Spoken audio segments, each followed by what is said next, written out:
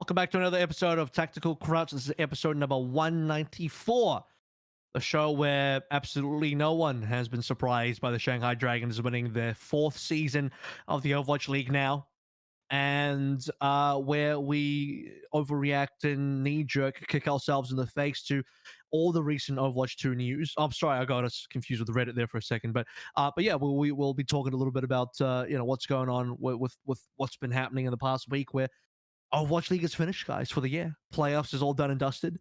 And, we got a little bit of just an inkling, just a tiny bit of a dripping, that IV drip of Overwatch 2 news as well. And then obviously, as mentioned, we crowned our fourth champions here in the Shanghai Dragons, who 4 years in the running have finally completed the redemption arc from 0-40 to 4-0 grand champions. Very true. What a story. What a story. It's probably the most anticlimactic. I don't think anybody would fight me on that. But in Overwatch fashion, still ending with a bit of surprise, with a bit of a question mark. Coming into, who takes home silver, right? Like I think Oh. there's a lot of votes coming in, a lot of people assuming it was going to be that 2-horse race all season long, but I think Atlanta had some other issues. with a bit of surprise. I'm like, what surprise? Was anyone Yeah, yeah. surprised by the Shanghai? Then you said the second place. I'm like, oh, that's kind of true, I guess. Maybe a little bit. I don't think many people were coming into like pre-playoffs, like leading into this, like, oh yeah, Atlanta's going deep. Oh my God, like, such a good team. Like, they definitely never got the respect that they deserved. Which probably played into it, but yeah, it's surprising even still to the, like, even looking at it now, it's like, damn, really, they did the damn thing. That's insane. Credit to them. Where's your mind now at post playoffs? I think like one thing that's also worth pointing out, I think beyond like winning it, I think we also have to say that yes, the season wasn't as long, but if you look at most metrics, legitimately the Valiant this year was worse than Shanghai Dragons in season 1. It's not just like they also lost all the matches, yes, but Yeah. they also, I mean, I think Sideshow had like a pretty popular clips just talking about like how they won less maps percentage-wise as well. Not just that, look at their teamfight win rate. I think the Shanghai Dragons of season 1 had like 31%, if I recall correctly. Valiant is like at 26. They is just so abysmally bad. It's unreal. So I think there's reasons for that, but yeah. Yeah. I mean, comparatively speaking, I always judge by comparison to their, quality of their position, because that also means more quality players out there that they could have signed, right? Yep. So hypothetically speaking, if you gave the Valiant 24 more matches, could they have equalized with Shanghai Dragons season 1 in map records with 24 more matches? No. Yeah. Because they only played 16? No, I don't think so. No. Probably not. No. I think the biggest difference is, and that this should be no surprise to anybody, is that Dragons actually made changes over the first season, committed to, I guess, financially trying to fix their problems by getting different players in, adjusting their roster, and attempting to really do something about it. And, there's a world where maybe Dragons in season 1 may have been able to break their curse, because there were some close map 5s in there in season 1. Plenty of games where it looked like they were about to win, and then they didn't. So it's rough. It's rough out there for the Dragons, but is it though? That's the old Dragons, though. I like, it's not rough today. It's not rough in 2021 for the Dragons, no sir. We're going to get into full playoff discussion in just a bit, but first of all, big shout outs to our patrons out there. Episode 194 is brought to you by Battle Crab, Refined Bean, a Bronzebot Boohow, Chare, Chris R34444, Fraudino, Hunter Tane, Porkshop Sammy, Casher67, Lolshin, Rexane, Volamel and Sugar High, Wilma D, and Your Misery. So let's kick things off now, where we might as well go from, in order of top to bottom of how the teams finished here. So everyone wants to hear about the Shanghai Dragons, their dominance, the fact that I think everyone in their Pickems predicted Shanghai to win, I'm pretty sure. I don't think anyone didn't predict them. We all had them in the finals. We all had them winning. I had a 4-1 victory over Hunters, and we'll talk about Hunters a little bit later on, but obviously seeing how the Hunters actually win the playoffs, there was no way they were going to make the finals. I had the 4-1 there because, in my opinion, if it was going to be the Hunters, I would have trusted them to take at least one map. But versus a lot of other teams, the 4-0 that they got, probably not that surprised. I specifically even remember on my co-stream of day 4, which had the 2 Atlanta games versus Shock and then Dallas. I was my prediction for that day was that, and at the time it was a bit of a hot take, and obviously now it's like it's definitely not. But I said that there's a real shot that Atlanta beat both San Francisco and Dallas today, and if they do, they will then proceed to go up against the Dragons and get 0 and forward. That's what I said. So, funny enough, that's pretty much exactly how it went. Yeah. Yeah, no, for sure. Yeah, if you can put those 2 teams away, then it's.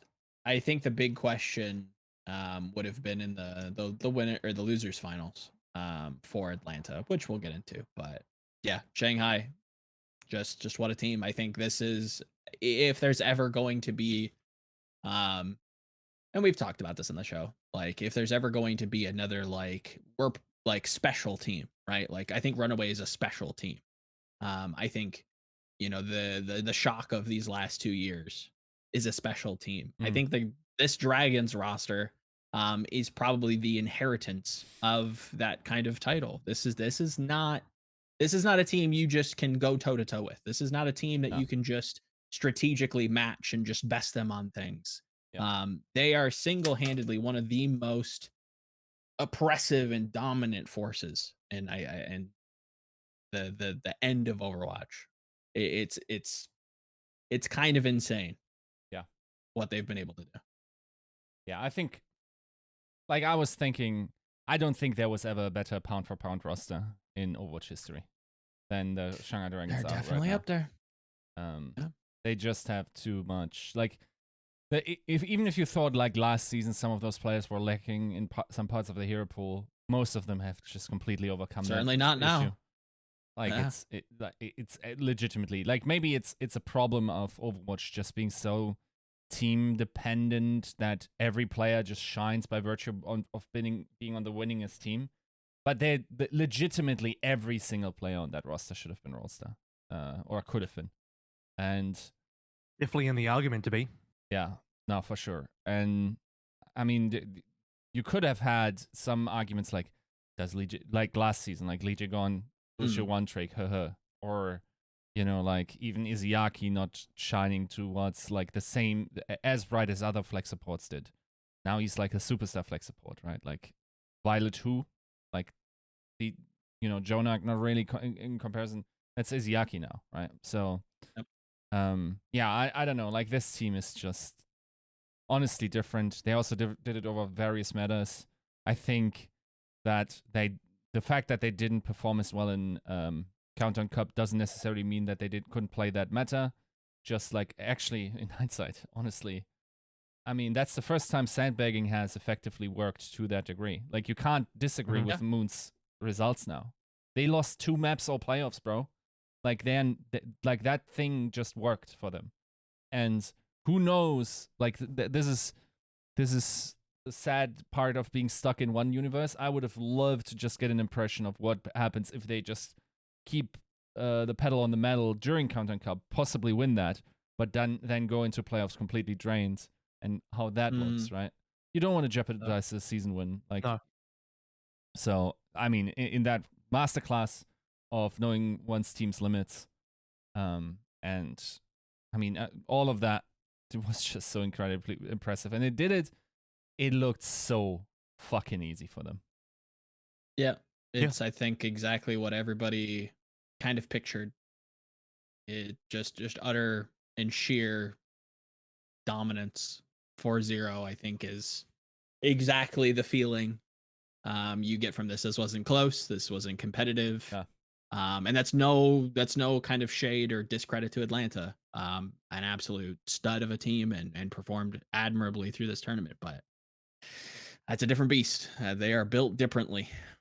Yeah. People forget this, by the way, but the teams that went to all the tournaments and played a lot, ended up playing so many games that's actually comparable to season 1. Yes. Somebody worked this out, but I believe Dallas ended up into the season with something like 35 total matches played or something. In Shanghai, it was like 34 or something close. Mm-hmm.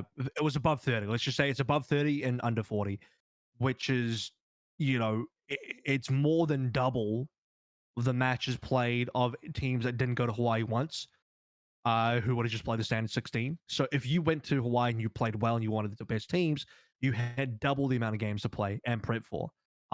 So much so that you had a comparable season to most season 1 teams who play 40 matches, which is ridiculous. So people, I think, underestimate the whole, burnout kind of thing. And when you really put into that context, it's like I can fully understand why they took a break in the Countdown Cup. So did the Dallas Field, because those guys were probably actually on the verge of burning out, if not actually burning out.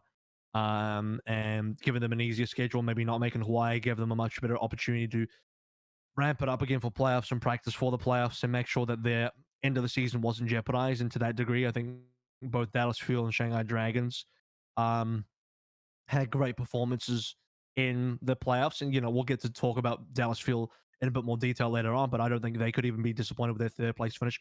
They would have loved to have been in the finals, I'm sure, and that would have been their expectation. But I think for a team of their, where they've come from, a third place is like easily, first of all, is the best thing they've done in their entire organizational history. Sure. And same thing with the Shanghai Dragons. And that's clearly what the prize was at the end of the day. That's what they had their eyes on. So Shanghai swept through. And the other thing is, by the way, you can't even take this away and say, oh, they had an easy bracket or did all that. They picked Shock first and foremost. Yes. They picked one of the hardest opponents you could pick in terms of the bracket for the first round. Then they play Glads, which is another pre-playoffs favorite. And then they play Dallas, which is another pre-playoffs favorite. They like played 2 of the favorites, plus Shock, who were on a tear. Yeah. You could almost consider them a favorite. And then they beat Atlanta, who themselves defeated everybody else. And Atlanta was the only other team that was going absolutely hardcore. Remove Fusion and Justice from the equation because they got out straight away. Remove Hunters from the equation because they didn't look very good in the playoffs. And that means that the Dragons played through Shock, Glads, Field, Atlanta, all the other best teams in the entire playoffs. So they actually went through the full gauntlet of all the good teams. You can't even say they got an easy run. You can't even say, oh, winners bracket easy or mega lol. It's like, no, they had to play through some really hard teams in the winners bracket to get that result and then to for Atlanta. So there it is. And they only lost 2 maps. There's no hand waving this. Yeah.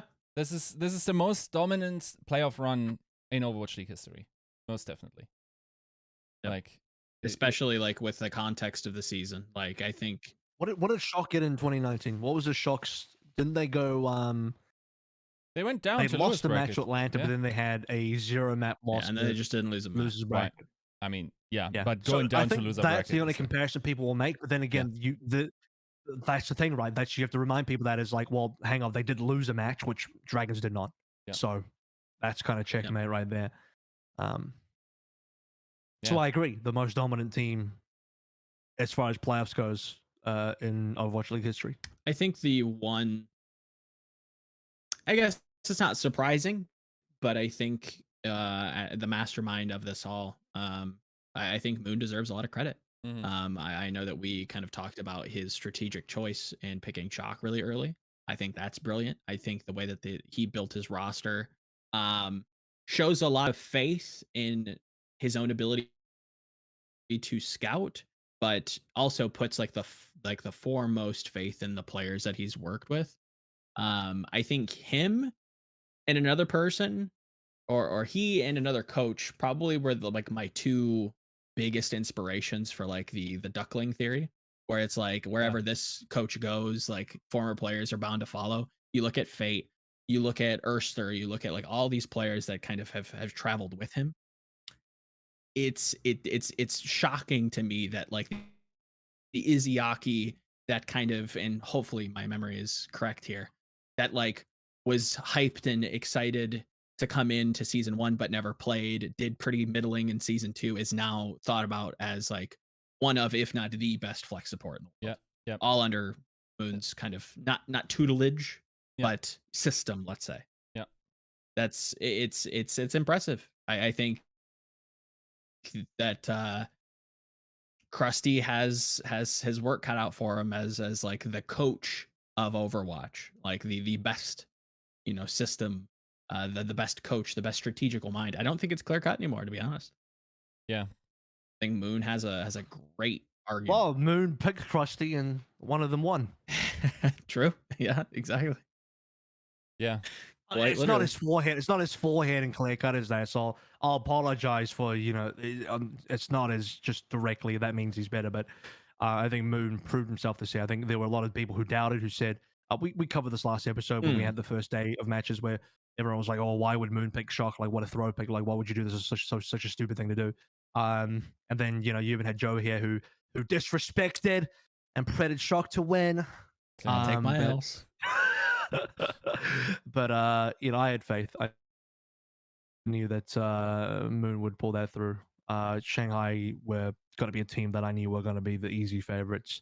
I was big on Chengdu for quite a long time, but never so much that I would ever pred them to win against Shanghai. Still, Shanghai was still going to be my easy favorites for the entire tournament, for the entire season, for the entire year, for the whole everything. So, once you'd seen how dominant they are and how they really reached the ceiling, and I think Yiska, you brought this up, but it's just like they did it over multiple metas, right? Or maybe Joe said that. But the point, the thing about that is they played different comps, but what they still managed to do is I think, mastered one composition. They still, despite the hero pools, despite changing metas, despite I think June Joust is one of the toughest ones for them, despite that's the one they won, right? Um, but they had to really pull through and learn a lot in that meta. But what they really ended up doing to me is making me realize that we actually have a team that has perfected dive. Some credit of this goes to Chengdu Hunters, who I think really first showed the world how impressive and how much impact a ball is going to have. Let's not forget that Shanghai didn't start as a ball team. That's something they adapted into partway through. And I think from Junjiaos onwards, they started to become a ball team. But prior to that, that was still Chengdu's identity. So I think Chengdu still were the first team that kind of opened up other teams' eyes to it. And then Shanghai took that, ran with it, and absolutely sprinted off into the sunset way ahead of everybody else and mastered that meta.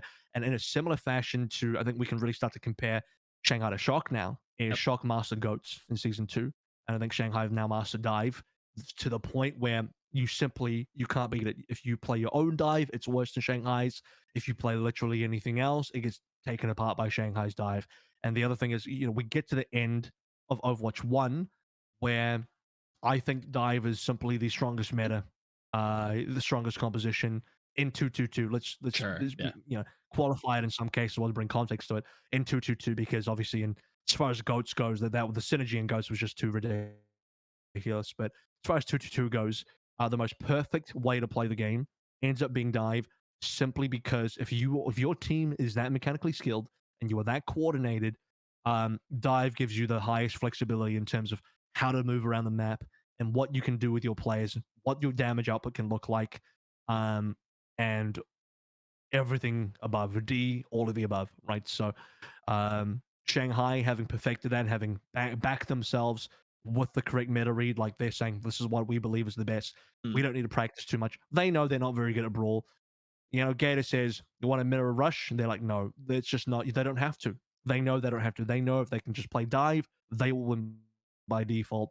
And they won. It looked like they won by default. It looked like, before we even started the grand finals, just give the trophy to them. They just won. It was a formality, right? It was, I'm sure we'll get into the strange break in between. You come into the Overwatch show match with a 3-0 and it's not close. And then they have to show up and just play one more match, and it's just like, okay, well, we can just call it here, guys. Like, we really don't need I will to see. say, we don't need to wheel these guys out the on show stage match any wouldn't have longer. changed the result. I don't think it No. would have changed the result. It would have been a 4-0 no matter which way you sliced it. Yep. I heavily predicted the 4-0 to the point where, like, it has to be. There's no other result that makes sense to me. Like, Shanghai would have to they would have to, like, turn their monitors off. It would not be a 4-0. That's not to mean to throw shade at Atlanta, who I backed in the lower bracket quite heavily, as we'll get into some of the preds, especially there's a fucking 9-head pred I made in the lower bracket where I had Atlanta getting a 3-2 versus Glads. I think very few people would have had that exact pred that I made. Yeah. And and a very important win for Atlanta because I think Glad's could have won that. And if Glad's beat Atlanta, then who knows what happens in the low bracket? Maybe it's a Glad's Shanghai final. Maybe it's a closer final. And that's maybe another thing that people talk about. I was like, oh, would it have been a better final if either Glad, San Francisco, Dallas, or a good Chengdu showed up? Possibly, but at the same time, it's like Gotta beat Atlanta, also man. maybe no. Also maybe no. There's two things there. One is like you said, first off, you got to beat Atlanta. It's a pointless discussion to have. It's like, well, if you deserve to be there, then you should have fucking beat Atlanta. Second of all, the other thing on that on No Doubt Code is the fact that I don't know that it would have been that much better. Yeah, maybe looks better on paper, but am I that crazy to think it would still be a 4-0? It just sounds better. It sounds better to hear Fearless, battling his former team. It sounds better to see the 2-horse race finally Would you meeting have like it given did that in a 4-1? 2019. Would you have given that a non-4-0 result if it was any other team? No. Still a And 4-0? even if it was just a map, like, does that instill enough faith to get like the potential Dallas or the potential Chengdu or the potential, I don't know, even the Gladiators fans enough hope to go, yeah, we're gonna topple this gigantic fucking team? No. I mean, yes, It's you were very high on Dallas. Would you have said that the Dallas Shanghai final could have been like a 4-1, 4-2, something like that? Would you even have said that maybe Dallas on a really good day could have won? No, I don't know. I as probably wouldn't go proven, that far, but as proven by the winner bracket final, right? Like that stuff just it's just different, a different team that showed up there. I think in my mind, the only team that could have had a legitimate chance, I'm not sure only team, but I mean Glads could have also, but like Peak Chengdu, maybe that's probably the highest probability team that I could see bringing it to Shanghai. Yeah. Unfortunately, we did get something very far off from Peak Chengdu this weekend. We did. So. And can I say to that? So I actually agree with you. I think Chengdu would have been the only team, and this is not just. I'm not trying to sound like an APAC Andy here because I think a lot of people just write that off and like, oh yeah, AVRL's, he's hard back in APAC again, isn't he? But you have to understand the reason why I look at this is I still go back to the one game I think that was very important for me in terms of understanding where peak performance was for a lot of these teams was Summer Showdown Winners Finals. That I think is still to date the best match that Chengdu have ever played, even better than their match versus Glads. I think Chengdu had a much better game versus Shanghai than they did against Glads, and it's in the part of the difference there will be like I think everybody showed up in that Chengdu game. That is maybe the most coordinated Chengdu have ever been. It's also the most individually high skill ceiling potential that they've reached as well because you saw everybody show up. And so yeah, maybe like a top level Chengdu could have had a good game versus Shanghai, but taking that into account, my specific Preds still then only had a one map for Chengdu and a 4-1 victory for Shanghai. That's how hard I back Shanghai. That even if that Chengdu showed up, I said it was going to be a 4-1 because I knew Shanghai were coming in that fucking strong. Yeah. It's a tough team. I think there's no better. Obviously, there are better ways to end the game, right, of Overwatch 1. But I think this is the best example. The Shanghai Dragons of 2021 are the best example of what Overwatch as a game is. I think they are playing the best Overwatch. I think their flexibility is unmatched. I think their strategy, even in their weaker matchups, is like, okay, this is different enough that it's good, but obviously doesn't correct for flaws, right? Like they are playing what Overwatch should be and can be. Obviously we don't know what Overwatch 2 looks like, but if some of the foundational pillars are there, I think we're gonna look back at this as like a big like turning point of the game. Like, oh, that's what we're supposed to do. Okay, yeah, gotcha. Yeah, I think. And now, continue. I forgot my point. God damn it. I interrupted you for 1 second, dude. Sometimes they go quick. They do go quick. Wow. Okay. Maybe I'll recollect it at some point. I'm sure You'll come back to me. You'll come back to me after the podcast, actually. As Yeah. damn, that profound point about Shanghai. Yeah. So really, what it comes down to, there's not much more to say about it except that, yeah, they had perfected the meta, and that's, by the way, the reason why I think Chengdu would have been the team to take them further, because I think Chengdu were the only other team that could really play the same meta Mhm. and same comps as Shanghai, and we've seen them push Shanghai in that. And before anyone comes up, why am I discounting the finals? I'm not. I think Shanghai just showed up big time in the finals, and Yeah. Chengdu maybe just choked the finals like Summer Showdown. Why am I not counting the other tournaments like June Joust and May Melee, stuff like that? Because there was the different metas. The Summer Showdown meta is the closest we had to the playoffs meta. And so that's the tournament I look at the most in terms of comparison as to who could be good in terms of beating Shanghai. Mhm. And anyone, the next thing people will say is like, well, didn't Dallas play ball? Fearless came and played ball. It's like, bro, that was not good enough. Like, you need to diff Shanghai on those roles. You can't. Please, like, we got to get off the copium slightly, right? That I will admit this. I will concede that Dallas looked really good in the playoffs. I think their ball compositions were surprisingly good. I think Fearless did a great job in the break to really get that underway and to give Dallas a fair shot in a dive meta. Mhm. But I think to really beat Shanghai at their own game in that one-to-one comparison, you need somebody like Leave on your team that can actually diff somebody else on the Dragons. You need something on this team more, on hopefully more than one role, that can actually be like, hey, this guy might be better than this guy on the Dragons. You need something like Yveltal, who completely dominated Lip in the Brig versus Sombra matchup versus Dragons in that matchup as well. If you don't do this, you will never control Lip. You will never control Dragons. Yeah. You can't get the win. And even then, remember, I still think Dragons would have beaten Chengdu 4-1. So I remember. with that, I you remember my remember. point. Okay, go ahead. Here we go. Okay, go. I think if you wanted to make one caveat towards Dragons' dominance this season, okay, this sounds paradoxical.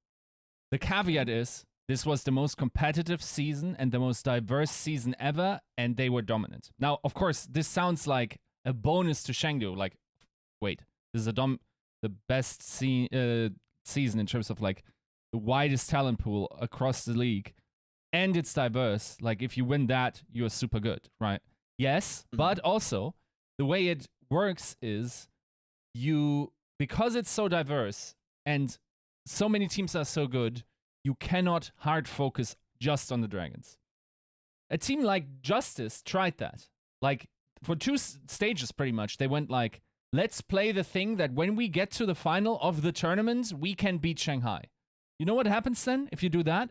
You get shit on by teams like Atlanta because you're not practicing into that style then. So nobody could afford to hard focus on beating the Dragons all the time.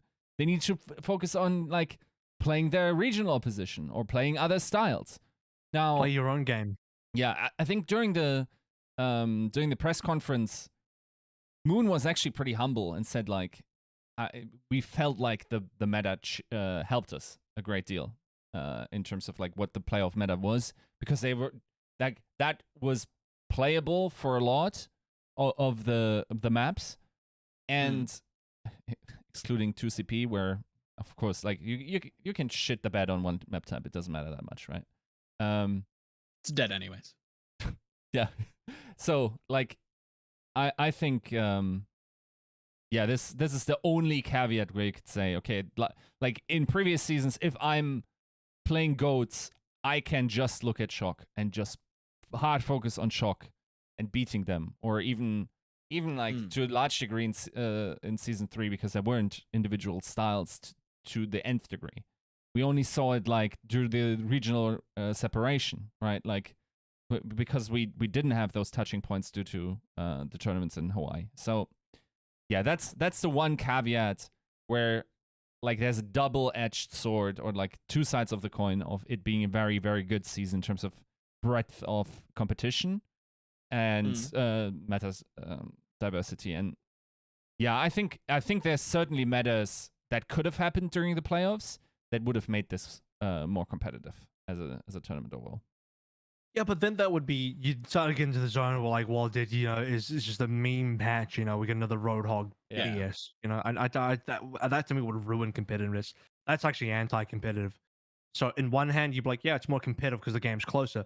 But the game's also closer because of stupid reasons. Yeah, we just flipped the Um, table because Yeah, entertainment. it's just like that's just dumb to me. So I also wouldn't have been happy with that at all. I think it would have been interesting to me to see if we had this wrecking ball change that really didn't change that much. If anything, it was maybe even a slight They buffed improvement. the wrecking ball. Buffed, Yeah. yeah. Yep, they buffed him actually.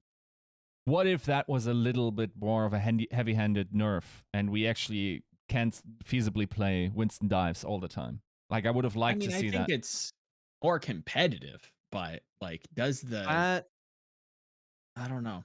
That helps Dallas. Certainly. But I don't think it's awful for Shanghai. I think it's still a Yep. dive comp, and I still think Shanghai's okay. Well, sure, Fearless would defate now on the Winston. Great. Yep. What about the other positions? Yes. How do you stop Lip Sombra? How do you do that? No. Like, how do you stop XYZ on this thing? How do you stop Isiaki Zen, best Zen in the world, at the end of the tournament? Yep. Like, how do you do that? So cool. You managed to shut down one player out of 6 scrats. You don't win a championship shutting down one guy. You're gonna shut down the whole team. When the whole team is at like the maximum peak, we're talking like if you brought out the stat cards here, this is your FIFA fantasy team. It's like 100 across the board. Maybe that's an exaggeration, but it's like high 90s. Yeah. Your lowest player is like maybe a 96, Agreed. and then your highest player is like a 99. Do you know what I mean? It's just like everyone's so stacked. Your whole team is just ridiculous Yes. in terms of stats. So you kind of brought up a team. Maybe Washington made a mistake. Or other teams as well making mistakes, trying to be like, well, we'll play the thing that can beat the Shanghai Dragons, when actually they should have just been playing to beat their domestic competition. Also playing to what are you good at? Like, what are you actually good at here? Play the thing that you are good at and find success that way. And the one team that heavily encapsulated that was the Atlanta Reign, who 100%. made a full lower bracket run. And a full lower bracket run, by the way, that kind of was almost reminiscent of the Shock lower bracket run from season 2. Obviously, the big difference is that then the Shock actually won and Atlanta did not win. But also, I think Shock were still somewhat of a favorite in that tournament. You could have said that Atlanta beating Shock was a bit of an upset. Here, when you really look back at it, I don't know if Atlanta upset any team. I actually think they were fully deserving of the run they got, and they played their cards exceptionally well. They knew what they were good at, and they defeated everybody in a sort of fashion where, like, they put the gauntlet down and said, forget about Shanghai. You need to beat us first. You want to get to Shanghai, you actually have to beat us first. If you can't beat us, then forget about it.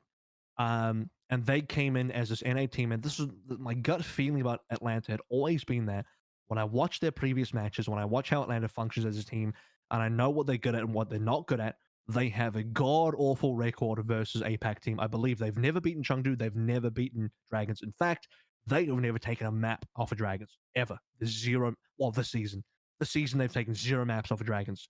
They haven't beaten these APAC teams. The only APAC teams they've beaten are Seoul and New York because they were, quote-unquote, the weaker ones. Yeah. But the good ones like Chengdu and Shanghai, of which I guess we'll just say there's only 2, Atlanta couldn't really touch them. And that's even including the fact that the caveat to that is Atlanta did go 2-3 versus Chengdu in the first game and maybe could have even beaten them 3-0. We talked about that in last week's episode already. But Atlanta came through. They lose to Chengdu, and then they wiped the floor with literally every other NA team. Obviously, I think maybe the one caveat there was Gladiators, which was a close game, but there were only 5 NA teams, and Atlanta Reign beat all 4 of the other NA teams in their matches in the lower bracket. Yep. It's to Atlanta's credit. You talk about throwing the gauntlet down. Like, they are the banner carriers for like this Western style this season. I can't speak for seasons previous, and I won't speak for seasons that have been yet to put, actually see stage time. But for this year in particular, the Atlanta Reign were such like, I can't get the image out of my mind of like the beginning to like the original Pokemon where you walk up and you choose your starter, whatever it is, and then Gary Oak is like the APAC team that swoops in, picks the one that's like best against you, and then just dominates you.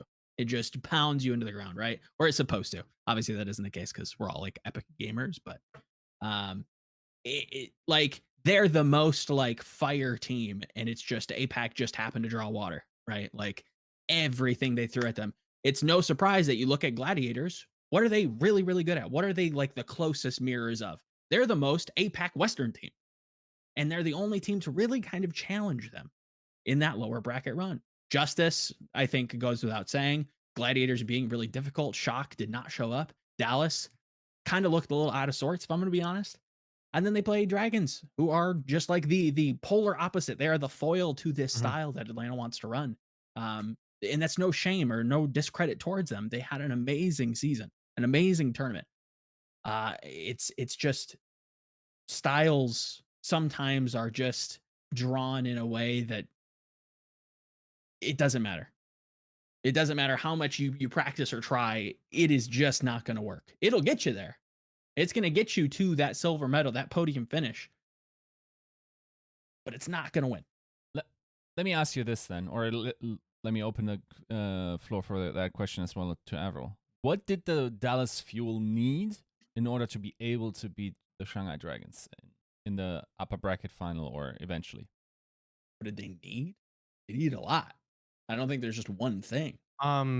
They would have to either find a counter comp to the Dragon's dive, which doesn't exist. I don't believe there is a counter comp.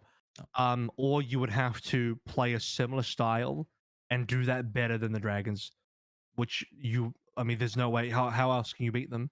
You must do what the Dragons do, but better, which is what Chengdu nearly did in the Summer Showdown. And that is why I hold that match from Chengdu versus Shanghai in the upper bracket final as the closest someone's been able to. Yeah, this word's going to tilt some people. Legitimately beat the Dragons, because it sounds like I'm saying the other wins versus Dragons over the year were illegitimate. But like, let's be real. Countdown Cup Dragons were fucking sandbagging. And then before Summer Showdown, Dragons were finding that identity. I think June Joust, they had to do that sick turnaround. But then Summer Showdown was when like every team, Dragons, Chengdu especially, were finding the identity of like, oh, this is the comp, this is the team, this is the style.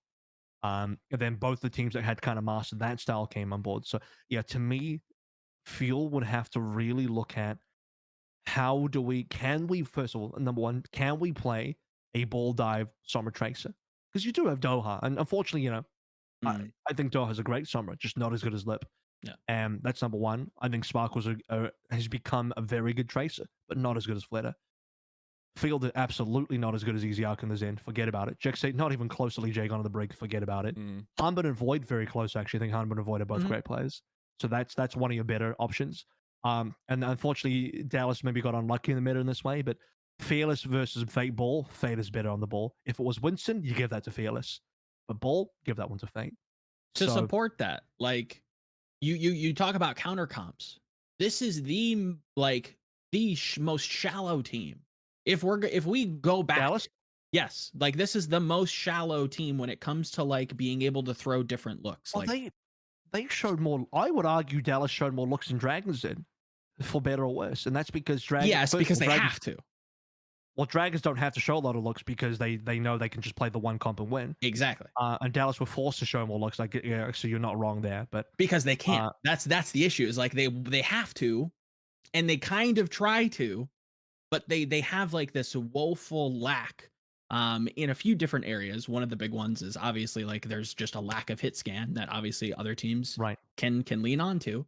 But I think if we go back to the narratives that we set up for the May Melee, it's like we talk about, oh well, maybe they don't look as good, maybe they don't win if Exceed can't participate. Right now, it's kind of coming back to bite them. Where Joe, also just remember, fuck Yiska for throwing us off topic, because we're not actually talking about the Dallas Philly. We're still talking about the Atlanta Reign. So back to the Atlanta Reign. Yeah, go on. Do the same thing. Do the same thing, Yiska, but talk about the Reign. Jesus Christ. Yeah, I think specifically. Throw the shit off topic again. Jesus Christ. Piss me off. My pleasure. My pleasure.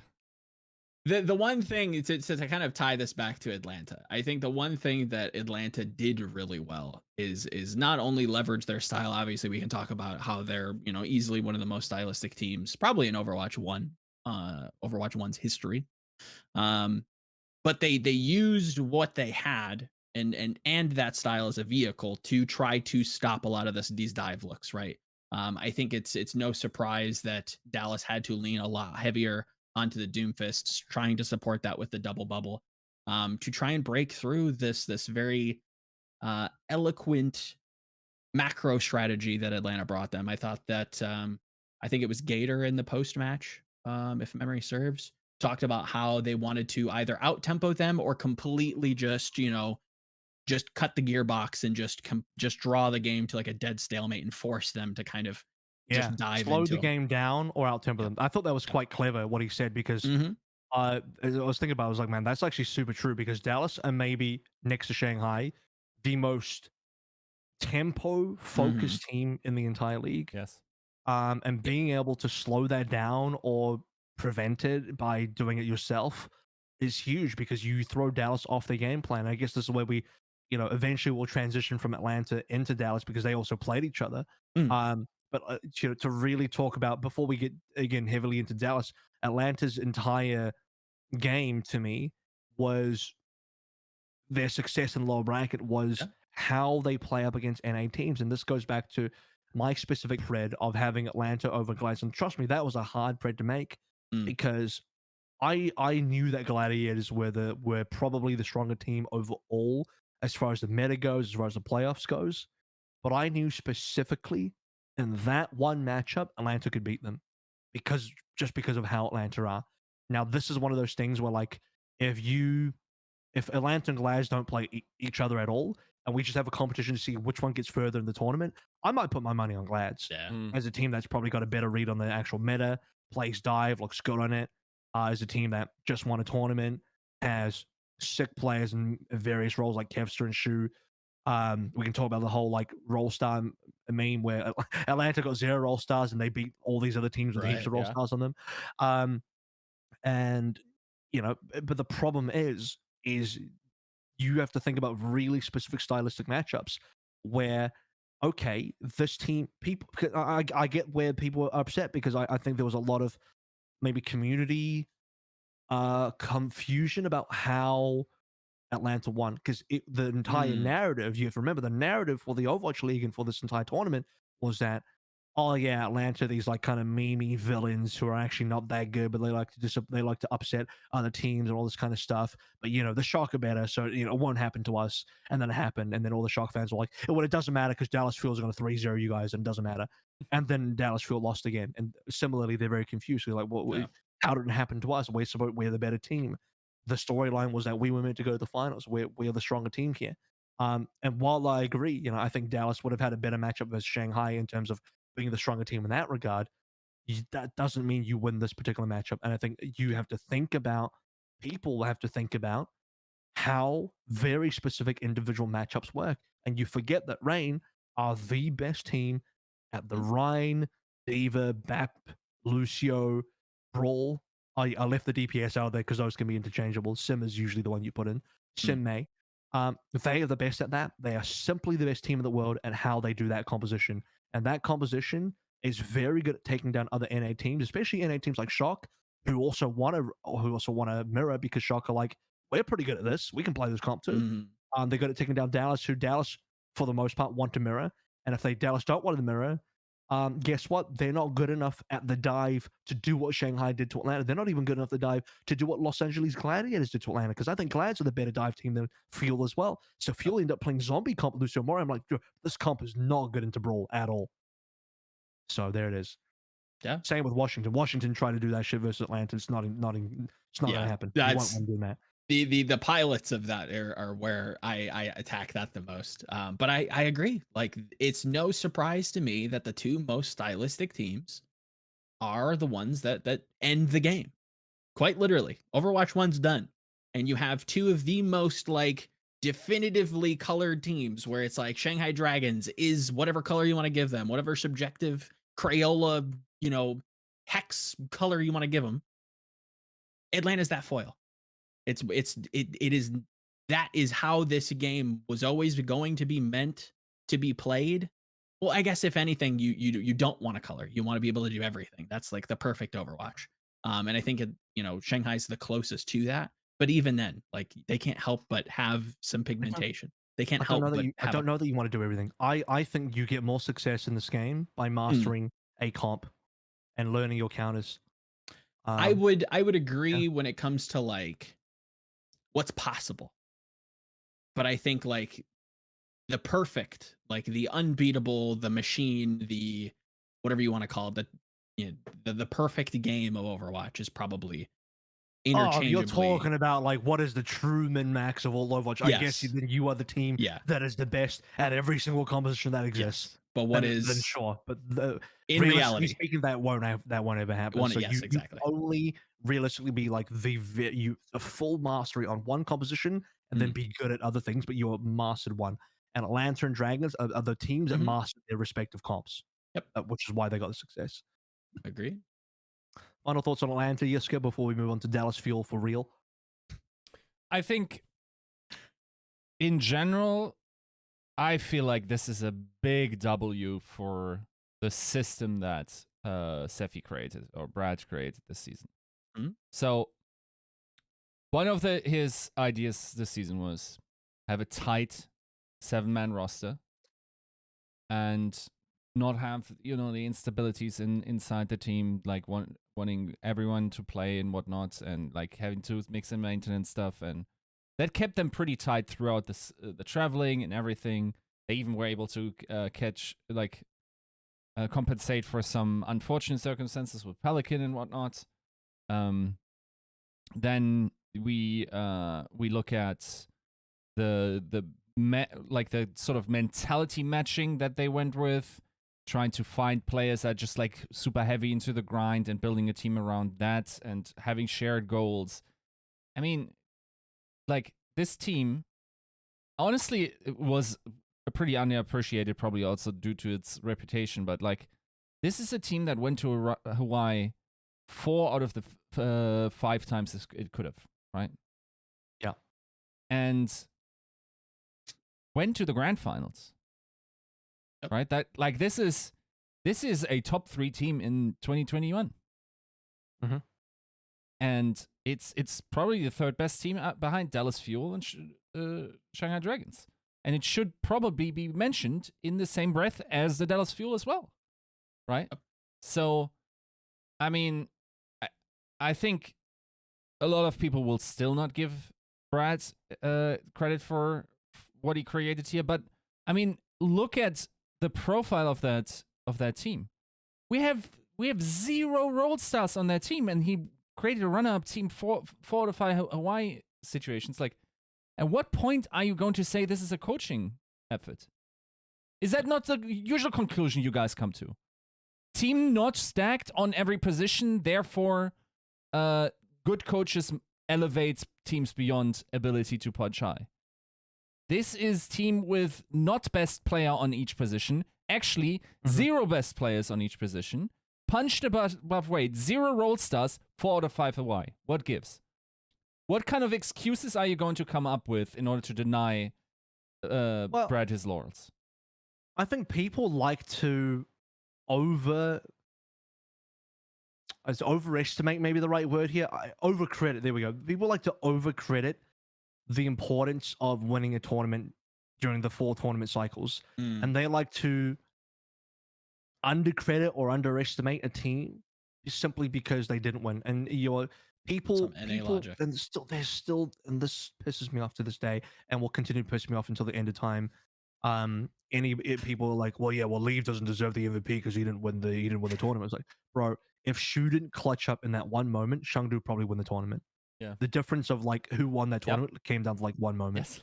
So just shut the fuck up. Like, you don't know what you're talking. Like, that's how close the teams were. Yeah. Both teams could have won that tournament. Yeah. Like, it doesn't. It's like, it's not like a huge. We're not looking at a binary 1 and 0 here. Like, you either won or you didn't win. If you didn't win, then you're fucking trash. Like, what does that mean?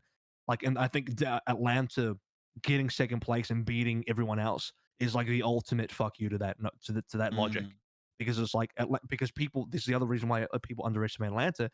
Oh, Atlanta, didn't they get knocked out in tournaments all the times? Or they never made it to a final in tournaments. They were never as good as Shanghai or Dallas or these people. They weren't even as good as Chengdu and X and Y reasons. This is why people underrate Atlanta, because you look at those people, I think, look at a tournament result purely by the number, and they don't watch the game.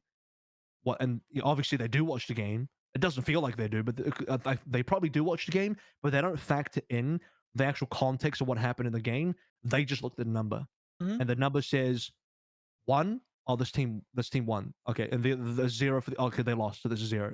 They look at things in 1s and 0s. There's no gray area. So it's either a win or lose, and there's simply nothing that exists in between.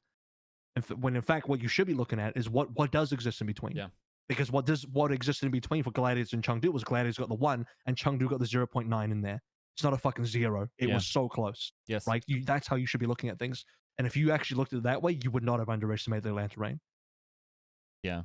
Yeah, that's my entire problem with just like hard accolades, because they're not objectively evaluated. Once you got the W on record, once you got voted a role star, you are now elevated beyond what you probably achieved. Nobody will remember you with the nuance that is required. Bro, I looked at, I did a statistical breakdown of Shu, and then also related it to that play. You know how many things I found that went completely against Chengdu in that team fight? Like when Gaga jumps up from the top floor onto the lower side, he drops an Orisa shield, right? And it gets stuck on top of the door frame. If that drops down, like Shun has never the ability to kill a Veltal there. And they don't win that team fight then, right? Like, that thing is, Gaga and Yveltal mistime the pull just ever so slightly so Shu gets out of range. If he gets the pull and Yveltal is in pounding range, Shu dies there, the team fight is won again. Chengdu probably wins that final. This was a sliver of a difference, and you're making it out to be like a world of difference. It isn't, right? Exactly. And that's my problem with like historic recollection. The winners write the history, but it isn't the truth of the matter, and it isn't how people's careers should fairly evaluated. And I'm really, and this is the other thing as well. You look at the final map of Atlanta versus Dallas, and Gator wins on a fucking ball versus Fearless. Yeah. And people, the entire narrative, this is like such counter to narrative, and I think people buy so heavily into narratives they get blinded by it. Like, they've had the wool pulled over their eyes, and they go blind over this. Gator wins on a ball. Rain win on a Chengdu Shanghai style, Zen Brig, Ball Diva Tracer Sombra composition, like a full APAC dive. Rain win with that comp, with Gator playing a ball. Something people said that Gator could not play at all, and he won with that. And I think this is like we had a German general election last weekend, right? And one of the candidates had a major political scandal, and everyone's like, "Why does that not matter? Why does nobody realize?" And there's like a saying among journalists and like people who talk about this now, political punditry, if you want, like, if I can sum up what you did in one sentence and that sentence isn't clickable, it didn't happen. And this is basically what, like, the situation here. Because some situations are super complex, and complexity gets lost in the wake of time, right? Like, yeah, right. That's true. Yeah, so I mean that's Atlanta Reign, I think, in a nutshell. They ended up being the most underestimated team in the entire playoffs, and while they proved some doubters wrong, and the final note about Atlanta I'll say is that they probably had the most unique personalities of all teams in the league as well, and I appreciated that. I think some people will get annoyed by it, and especially the teams that lose to Atlanta will be hard annoyed by it, because they probably feel like, oh, we lost, that's undeserving. We lost to a team that was undeserving, though we deserve the win. And that's usually people who think that way have bought too heavily into the narrative. You bought too heavily into the protagonist narrative, and at that moment you did believe that Overwatch League was an anime, and that's when you forgot that Monty years ago told you Overwatch League is actually not an anime.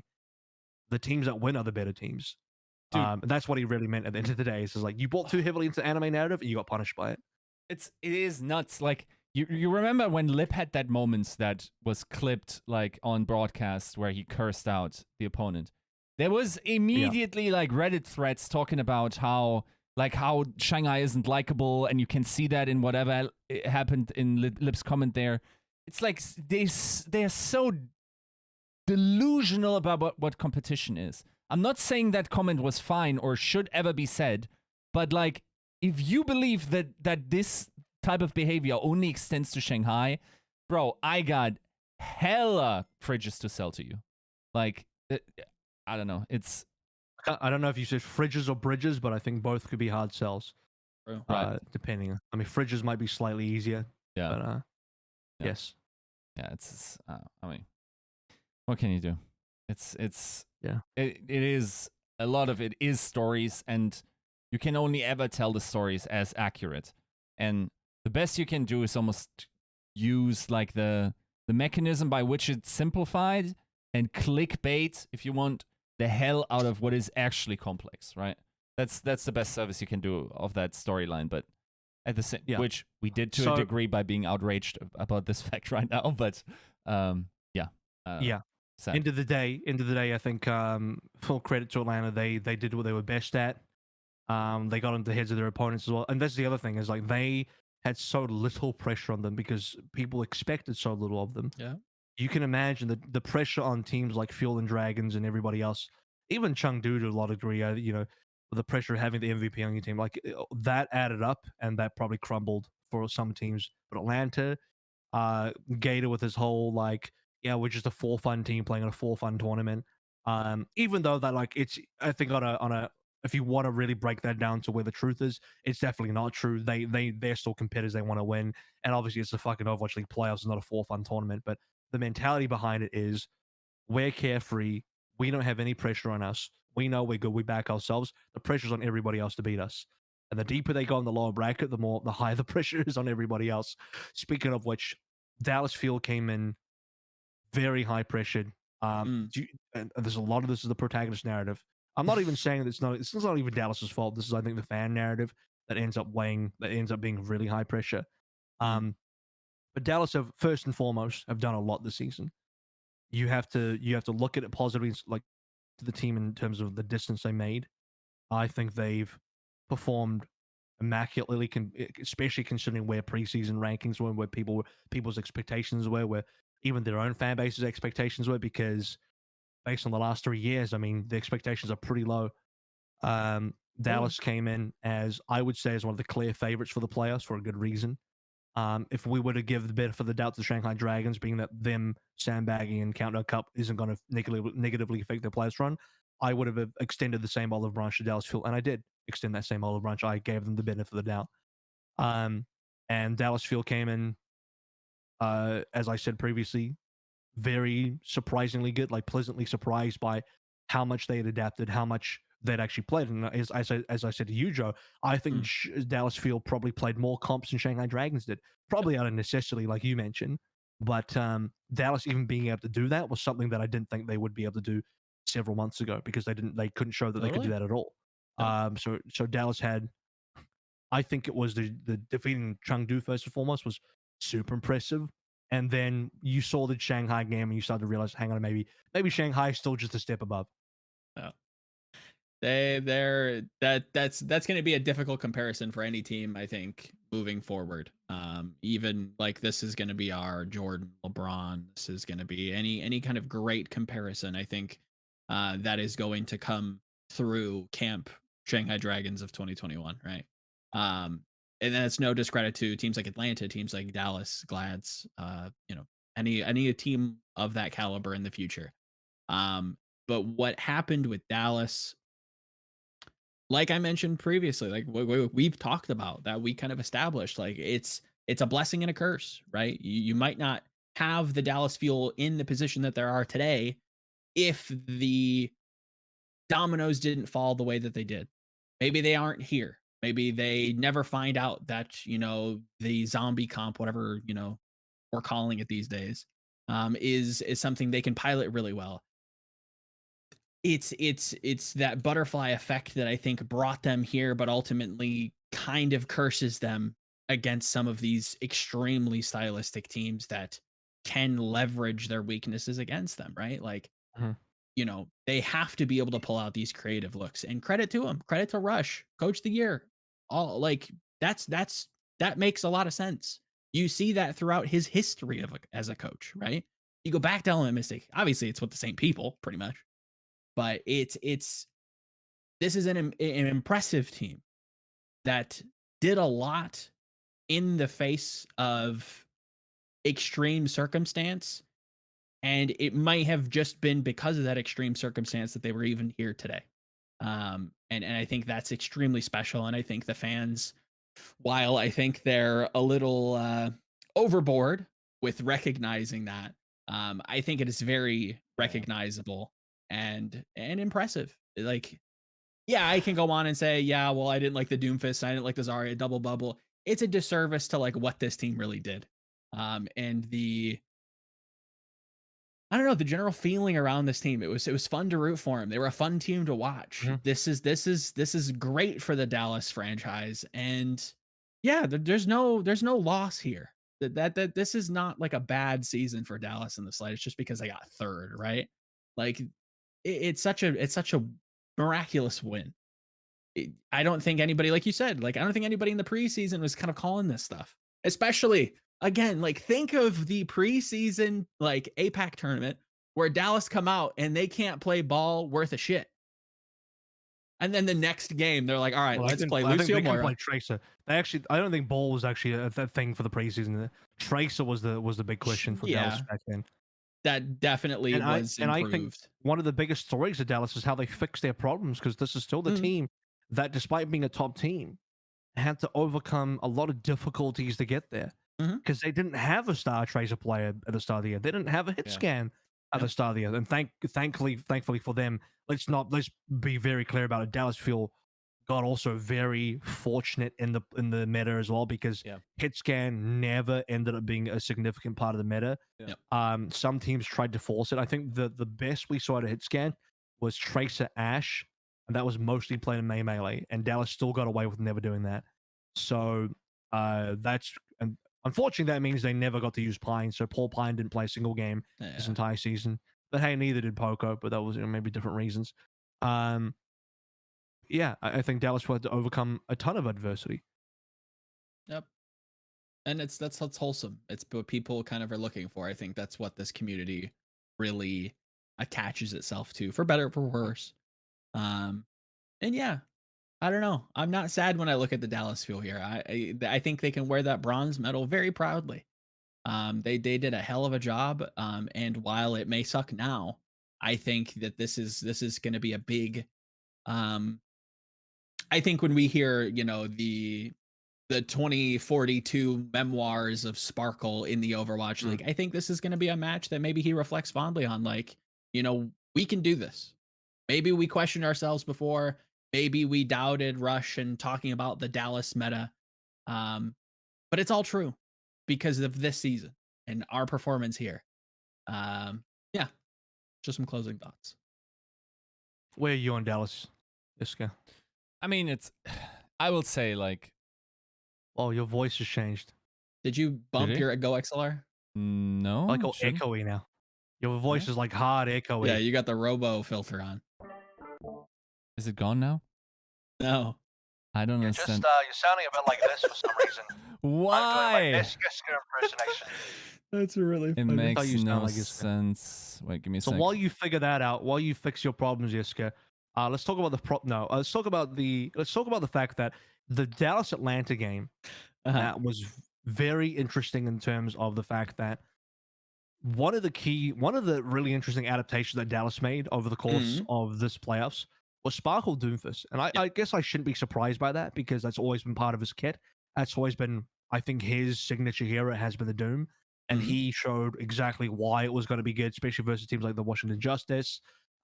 He showed at multiple points the value of it. And to be honest, Sparkle's Doom hard carry Dallas at various points because he makes it look so good. And no, I don't think Doom is good in the meta. I don't think Doom's a good hero right now. But when you have the best Doomfist player in the world on that hero, I mean, the guy, you can get away with it. You can absolutely get away with the Doom. Except then, I think Atlanta really punished it well, because one of Atlanta's key comps and one of their key adjustments was like, if Dallas wants to play Doom, Kai's going to go Kree. And Kai was phenomenal. And not just that series, the entire tournament. I think Kai would have been like, I don't know if you could do like to me, if I could choose a single player that's not on Shanghai for like an MVP of the playoffs, I kind of want to give that to Kai. Like, Jesus Christ, the dude was so sharp on everything he played. Even his traceable was passable. It's not one of his errors. Let's be clear, Honestly, it was passable. But Kai made Dallas's life quite difficult because Dallas had gotten success on Sparkle, and that Sparkle Doom, by the way, is a specific response to everybody playing Sim, and especially Kai playing Sim as well in that particular mirror. But eventually, Atlanta even figuring that out, forcing Dallas onto other compositions. Dallas trying to put Fearless back on the Winston. You could start to feel over the course of that series versus Atlanta, Dallas being like, "Oh crap, we can't beat them in the mirror.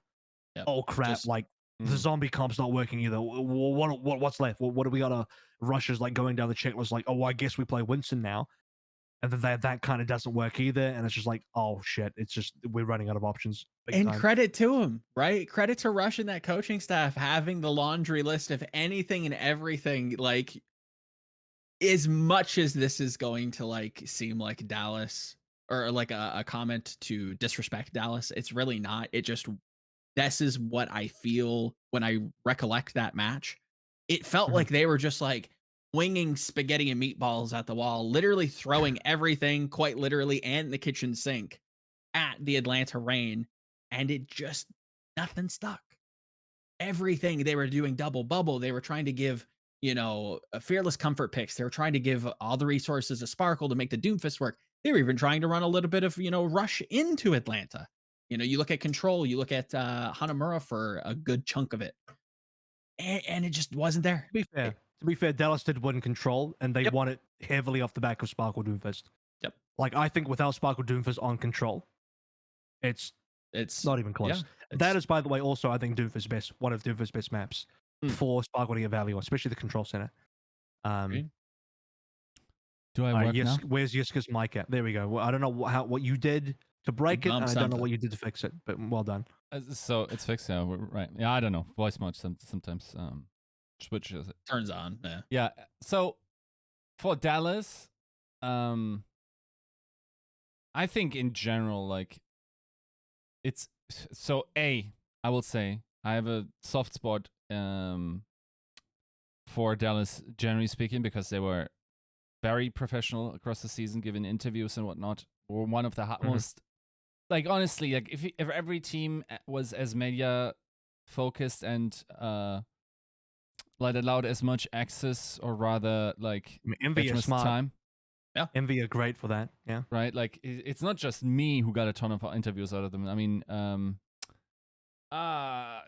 blanking on the name. Sean Collins. Oh, yeah, like the in-house, actual beat reporter. Dallas Morning News or something. Yeah, he got a ton of them as well. So, they were just a really fun team. They did a lot in order to be out there, and they had a great season. I think, yes, like, it probably wouldn't have mattered too much to have XCI, and when it was all said and done, just because hard hit scans weren't as effective. And I mean, if you want to compare it to someone, then Ans is probably a player like that, and he didn't see much playtime either. It's unfortunately, maybe possibly there is something in the meta ether where hard hits could have worked in some weird comp that could have been made viable by a crazy good hit scan player. Wasn't in the cards this time. But everything else, like, it's a team that played to their strength. It was a team that played very entertaining, aggressive Overwatch that nobody played to that degree. Like, they just, like, everyone also liked scrimming them just because they were just, like, going in all the time. But yeah, I think they just pretty much found out their cap across the season. And I think, honestly, overall, my hype distribution, I feel like it's a little misaligned. I feel like almost in every role, so to speak, one player of that duo got more attention than they needed to, and the other guy was underserved. Meaning, I think Fearless got way too much hype, and Hanbin got way too little. Get any. Yeah, Sparkle got way too much hype, and nobody really looked at Doha, who also had a great season. Fearless got way too much hype, and for what I thought Jexy was going to be, Jexy had actually a really respectable season. Like, I went in thinking Jaxay was a closer level support, definitely wasn't. Definitely was better. So great season by him as well. And yeah, I don't know. Like this team just brought a lot of entertainment to this season while being successful. This is the archetype of an Overwatch team that we need more of. To be able to connect like across language barriers while still taking the competitive part of the aspect seriously.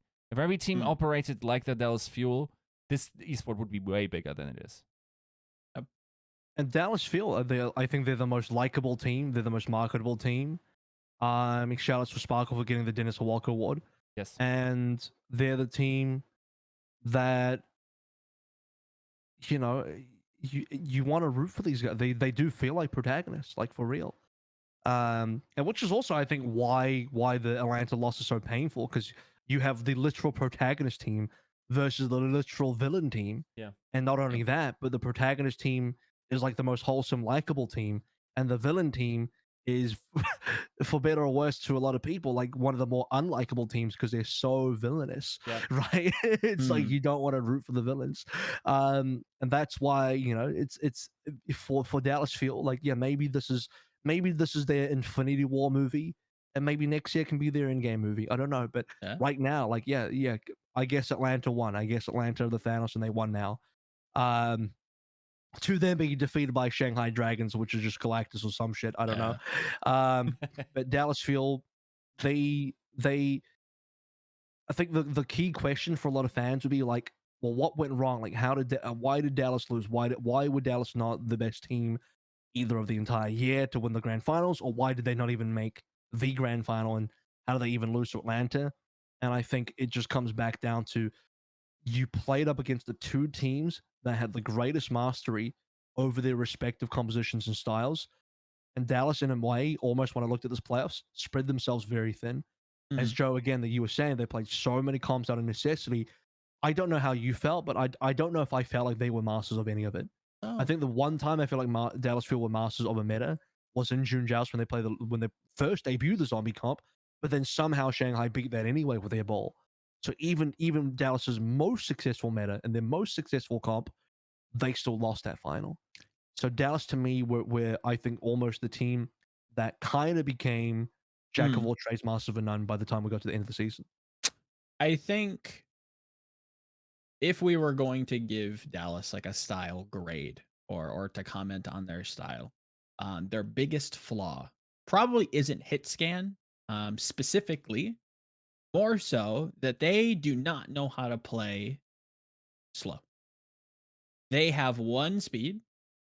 You know how they're going to play every engagement, and if you give them at all times, honest to God, and if they have to start at 4, 3, 2, God forbid 1, the fight is just reverse. You might as well neutral. put it in reverse. Like, it's Dallas can't help but just throw themselves at objectives and points and fights. And True just all W team, right? The very W much. team. And they did not give strong looks, even going back to their season opener, where it was very like, talk about another foil where it's like Houston, Dallas, like, if memory serves, Houston's doing all this kiting, and they're kiting around with, I think, Happy's McCree, and they're trying to kite out the Doomfist on Mecha Base. And it just, that's exactly what Dallas was for an entire season. Yes, it was good. Yes, it was very strong. It touches on some like foundational like laws about, I think, just gaming in general, that proactivity is good, but like that can't just be your identity. That can't just be it. And I think that vehicle is having a hit scan player to be able to kind of slowly kind of take space, hit shots here, poke there. They just didn't have that capability. They didn't have that. But that's not what was lacking. You can still do that with other heroes, right? You can still do that with heroes like Echo, maybe Pharah, even Hanzo, which Doha did feature and looked quite good on it. But it just wasn't. I don't know if it was something they didn't scrim, or if they didn't incorporate it, or maybe they didn't even think it was very good for them. But yeah, I think that's my one fatal flaw of this Dallas Fuel is they cannot deal with tempo changes. They want to dictate the pace of the game, and if they are not doing that, you start to see the spaghetti You know come what's out. ironic? Ironically, Shanghai are maybe the one of the best tempo, is even a better tempo team than Dallas, because that's one thing. If you talk to players, especially like what Space is saying, play against Dragons, anybody really, if you really watch the Dragons, see what they do, Mm. they are the most active team at like positioning, taking space, walking forward, not in like a divey like I'm just gonna herd smoke my way into a team, but like in a way where it's everything they do seems purposeful Lots of posturing. to perfection, where it's just Yep. like they are the most active team in their movements, and in some ways I think they're a faster team than the Dallas Fuel. So I don't it's definitely not like a is it too fast or too slow kind of deal, because Shanghai are an even faster team than Dallas, but I think Shanghai are just maybe this is like a hard thing to explain, but the way they move around the map and how they move with their players, it's It's a different they're kind of fast. fast. They're fast in a way where it's not necessarily I'm just going to dive into you. Yes. Not that I'm saying that's all that Dallas do either, but Shanghai are fast in a way where they are in position to do the next part of their play immediately, um, and they can be very adaptable in how and what that next part of the play is. I don't know if that's the best way to explain it, but it's like a very maybe it's like a more generalistic, simplistic way to kind of put it out there. Um, but yeah, that's That's spot Dallas on. Fuel. We've like Jesus, let's spend like 3 teams. I think the rest of the teams maybe won't be as in depth, Yeah. because once you start getting down to the teams that got knocked out first, there'll be a lot less to say. There's definitely more to say about the teams that played earlier. Shock is a team that I think we got. There should be a reasonable amount to talk about, because this was a team that was maybe looking at, can a 3-peat be possible? Yeah, okay, they got knocked out of Dragons nice and early, and Dragons look hardcore dominant in that game. Shot come through 3-2 versus Philadelphia. Is that like, I think that's a bit of an omen, and actually at that stage, Yeah. for putting it close, but damn, dude, like Shock were expected to be far better there. Shock barely scraped by 3-2 versus, in my opinion, a weak looking Chengdu. That's not to, um, you know, not give credit to the Shock for winning, but Chengdu did not play well this entire playoffs, in my opinion. Yeah. And Shock, there's 6 maps, by the way. There's a draw in there as well. And Shock only got that one, the 3 and 2. So it did seem to me a little bit like Shock were on borrowed time the entire way through. Something that was really interesting about Shock was they ran 2 different rosters. They had a core of who was on the core roster that always played and never got subbed out. It was, I believe, Choi, Violet, and Nero never got subbed out. And then Glister, Super, and FD God were at points changed out for Arn, Smurf, and Twilight. Yep. And the Arn, Smurf, Twilight version of Shock, I believe, had a 0% win rate, at least from what I saw. Maybe they won in the upper bracket. Maybe they won. No, they didn't win the upper bracket. Maybe they won versus Philly, or maybe they didn't. But to my memory, that version of the roster for Shock got no wins. And the version of Shock that was good was the Glister, Nero, Super Choi, Violet, FD God version. They got everything done. Or at least as much as they could. Yeah. Yeah, I think borrowed time was definitely, I think, very eloquently put. I think that sums up even my cracked not in the good way, in the drug you shouldn't smoke, stay in school, kids kind of way. Where, if they were going to make a run, it's ending soon. It's going to end very quick. It's just going to be a quick little flash in the pan. Remember the 3-peat guys. Maybe there's and it's gone. Right. And credit to them. Like they battled, good teams. Was it the top Chengdu Hunters? No. Like you said, Philadelphia kind of giving them an omen. I like what I heard. I liked what I saw coming into the play-ins. Obviously a reach, but I won't lie. I was a little surprised with some of the things that they were trying to do. Yeah. Not a ton of like Nero Tracer, which obviously in the past he's quite performed well on, I would say. The Am I wrong in remembering that them running like a lot of like the Winston Lucio Moira stuff, like with the Reaper Shock? quite heavily? Yeah. Shock? Yes, they did run. They just One of lean Nero's on it. better one of Nero's better heroes was the Reaper, to be fair. But Which is I do good, not but- think Zombie is a good comp in this playoff at all. Mhm. Proven by the fact that Zombie had an abysmal win rate as a composition. But I think it's a comfort pick for so many teams. It's just like it's easy to run. Zombie comp, by the way, is the quintessential W key comp. I think that's where Dallas get that reputation from as well. Like, oh, they're the W key team. Why? Because Zombie comp naturally its win condition is the W key into the other team. Yep. And unfortunately, that is also the biggest weakness of Zombie. And yeah, Shock did run a lot of that across the. Not like that wasn't their only comp. They showed a decent amount of it. Totally. And Nero's Reaper was great, but to be fair, I will say one more about that is I think they would. This is why FD God played a lot because they got the Lucio in. The reason why FD God got so much game time compared to previous Shock is because they played a lot of Zombie, they played a lot of standard BAP Lucio Brawl. Yeah. I will say what this allowed was for Super to shine. I felt like he had a pretty good week overall, if not great. Was very often even the reason why series even got competitive or went their way. I think, like if I recall correctly, and once again I saw those matches through a bloodshot eye, but I feel like he even had got Gator's number on a bunch of situations in their match. The Ryan? Put a pin in that. Put a pin in The that Ryan? because Yeah. I think so. Yeah, he did. I think Super was probably the better Ryan in the matchup. The Shock were the worst team in the compositional matchup. If that makes sense. Yep. The 6v6 Shock were obviously the worst team. I mean, you look at the result, but in the 1v1, I think Super had Gator's number. Yeah. Yep. Yeah. I mean, in a preseason interview, I asked Super if he had thought about retirement, and he said he talked to a bunch of people, and that he was considering it, but wanted to go through for the three-peat.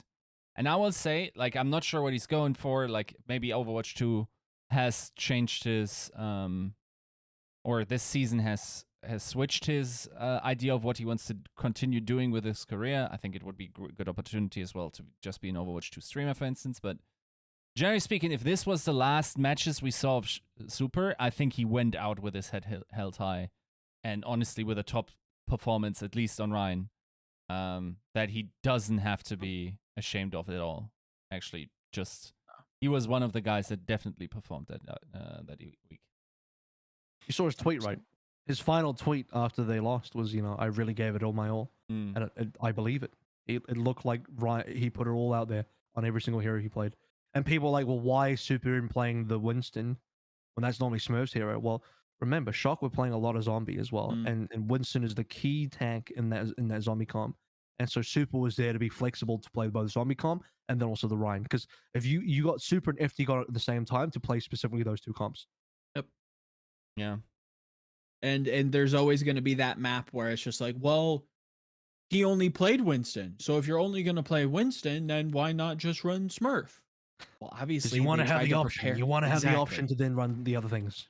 Obviously, what happened was that they only played Winston, but coincidentally, they prepared for something a little bit wider, right? They prepared for some other options, and because those options were considered, you move Super into the starting role. Yes, what happened was that one result happened, but in 99 instances of that game, they probably cover a lot more bases with this pick, so they go with this pick. Yep. It's not, again, to use AVRL's reference, it's not binary. Just because he only played Winston does not mean they only prepared for him to play Winston. Yep. Yeah. I will say, like, one pick that just still remains baffling is Tayo, right? Like, yeah, I mean, you're not wrong. Was it that baffling? It's not that weird when you consider the circumstances under which he got signed to the team last year. It was in the middle of a Genji meta. right? Agreed. And they needed a Genji player because they felt like they didn't really have one on the team. They played him for a little bit, and then for some reason, Super played Genji. So, Yeah. But under those circumstances, not that baffling. I mean, yeah, and I then just don't know it's what the just plan was. I'm just so interested to see send him what on like 30 day then, like I don't know. yeah. And then you It, you technically had to +1 him in order for him to still keep playing this season, right? And then you still don't that I play won't. him. Maybe Krusty had a plan, but we don't. No one knows what it is. No one knows what Sure, it is. But 100%. Krusty, Obviously there he was was one, working on but it's something. just like what was the play here? What was intended to happen, but just like something fell through the cracks and it just never happened, right? Like Yeah. I think that's going to be one of the big Pandora's box mysteries, right next to Custa playing Lucio or not playing Lucio. Um, but why? But why? What was the decision around this? What was the thought process? That's Yeah. still Also, I think I get I mean, where he's going with it. between Pine and Tayo, who's the better poker player, and a heads up that they played while both were benched. I think one of the two leading questions that supporters of Shock will probably really want to ask, Mm. what happened to Arns in terms of his performance over not just the playoffs but the year, Mm. and then also I forgot the other question. I'm pulling a Yiska here, so Maybe let's just focus on the Violet? first one for now. No, I don't even think that. I don't even think the FD God Violet thing's that confusing. I think it's Okay. more like Oh yeah, sorry. The other question would have been, would Shock have made it further with Striker? If hypothetically Striker was here, how would the Shock have looked? I think those are the two burning questions. Is like, True. because I think Okay. a lot of people there was some sentiment when Striker retired and Arns came back, was like, oh, well, it's a sideways move, it'll be fine. And then now I think a lot of people are like, well, maybe it wasn't fine, maybe that's just a cap, that's just not correct. Yeah. And part of that to me is like, well, Arns got dealt a pretty raw hand where Widow has both been nerfed since she was last year in terms of the HP, and that's a huge nerf, by the way. And then on top of that, we just never got a hard hit scan minute. We never got a minute where hit scan was like super, super relevant. Mm. Like you can play hit scan, don't get me wrong, but it's not like, yo, you got to run a good hit scan or you're not playing the correct game. Definitely did not get any of those looks. Does that change? Yeah, probably. Changes their placement, gives them a very stable weapon in a roster that just has not had a ton of stability since the start of the season, if memory serves. Right. Even then. Yeah, just a lot of questions with this roster. A lot of what happened, what ifs. I mean, Krusty posting, just a lot of things happening behind the scenes that I don't know that we'll ever see answers to. But yeah, really weird. How would the team have looked hypothetically with Striker in? Could they have played a good dive? I don't know. It's hard to say. Like Striker would have been there for a trace, but I guess Glista ended up being the Sombra player. But is that good enough? I mean, he was deep. Don't get, I think Glista played. So I think Glista in the Chengdu matchup to me was player of the match. People said Choi, and Choi obviously got it because he was a menace. But Glista to me was the guy that actually shut down Chengdu's game plans. Was it annoying to have Choi eat all these ultimates? Absolutely. Yeah. But it was far more annoying and detrimental for Chengdu to have Glissa just constantly hack Gaga and hack this guy and hack that guy and just destroy Chengdu from within via Sombras when Jinmu was just underwhelming on his Sombra. For me, Glista did a great job. He's still not a lip. So I still don't know that Shock could go all the way with a Glista Striker duo. Yeah. Does anyone think Super or Smurf would have been that good on the ball? Choi's Diva was up and down this season. I think he ended on a super big high. Like Choi's Diva at the end of the season looked like Choi in previous years. And then you got Violet FD God with Twilight, where you have to eventually do a Brig Zen. I suppose Violet's your best Zen there. And then I guess Twilight plays your Brig, maybe? I'm not too sure. I don't know if that's... I don't even know if I can hypothetically look at that and be like, Shock would have it enough. I don't know that just Striker being like a god tier trace, and that's another problem with that as well, is that I think other people caught up to Striker. I think Striker was on this kind of like pedestal in previous years. Yeah. But then you look at this year, you look at Leave, you look at Kevster, and it's just like, hang on a minute, these guys have caught up to Striker. Yeah. That's just my opinion. Yeah, no, I think we talked about it last episode as well. I think him being a league of his own was no longer the reality of the situation. I think what I would say is probably would still take him in Tracer 1v1s against most Sure. he's just mechanically probably still the most impressive tracer we've had in terms of just raw track aiming. But like the stick rate that has greatly improved over various players in the Overwatch League is Mhm. super impressive to see. And then just like also target selection and routing is just like some just have caught up and exceeded him in those parts. Like Striker was never the most cerebral player, if you want, right? Like he made it work through superior mechanics. And if everyone is within 5% of your mechanics now, then you can't just like wizard your way out of these situations. And I think part of what made the Shock so incredible was their ability to just turn fights on a dime that you don't believe should be winnable most of the time through mechanical ability, not necessarily through strategical prowess or like coordination of individual or players together, right? So, yeah, I don't think it. I think it would have been better, just because Ants was so, just a non-factor. a non-factor because of his hero pool, presumably. Yeah. I mean, we also have to consider adverse effects. We don't know what Ants does behind the scenes and add to the team there, and how Vice that versa, pairs yeah. up. So that's also He probably had puts us- one good. I said one. Had half a good map on Dorado. I think it was Dorado versus Chengdu, where he mopped up on that Widow. It was like giving me some flashbacks to the 2020 ons on San Francisco Shock. I'm like, Jesus Christ, is Widow scary. Mhm. But then like we got past A on Dorado. I was like, oh, it's just nothing now. I'm like, Yep. okay, Arns is doing nothing now. Gaga's sitting on top of him with the ball, and now you suddenly realize that that's right. Widow in 2021 is a bit of a throw. 175 HP. If I'm a Winston, sorry, if I'm a main tank player, so I guess a Winston, but especially a ball, I'm feasting on that Widow 24/7. And that's exactly what Gaga did. Yeah. You don't have that perch or some sort of defensible position. Yeah, you're in for a bad time. Yep. Not a good look. That comp, by the way, also forced Nero onto Sombra. Or that comp being when you play Arn, Smurf, Twilight. And so what Shock are doing there is they had like a brick Ana setup with Arn's Kree, Nero, Sombra, Smurf, Winston, obviously with the Diva. So it's kind of like it's almost like a weird dive, and they were doing that against Chengdu, where it's like half diving themselves and half counter diving. And there was a lot of, I thought what was interesting about the meta was there was a lot of anti-dive compositions. Anti-dive was something that was played a lot by Atlanta, and what I deemed the anti-dive is like Torb specifically. Yep. And Nero is actually great on Torb, so he actually played a lot of Torb as well. So it wasn't just like he just went on Sombra. But Sombra is just too good against Ball to not run. So that's kind of the archetype that I expected them to come into this tournament with and be the surprise factor against the Shanghai Dragons in that upper quarterfinal match. I saw what they were doing against Toronto again. Litmus test probably erroring there.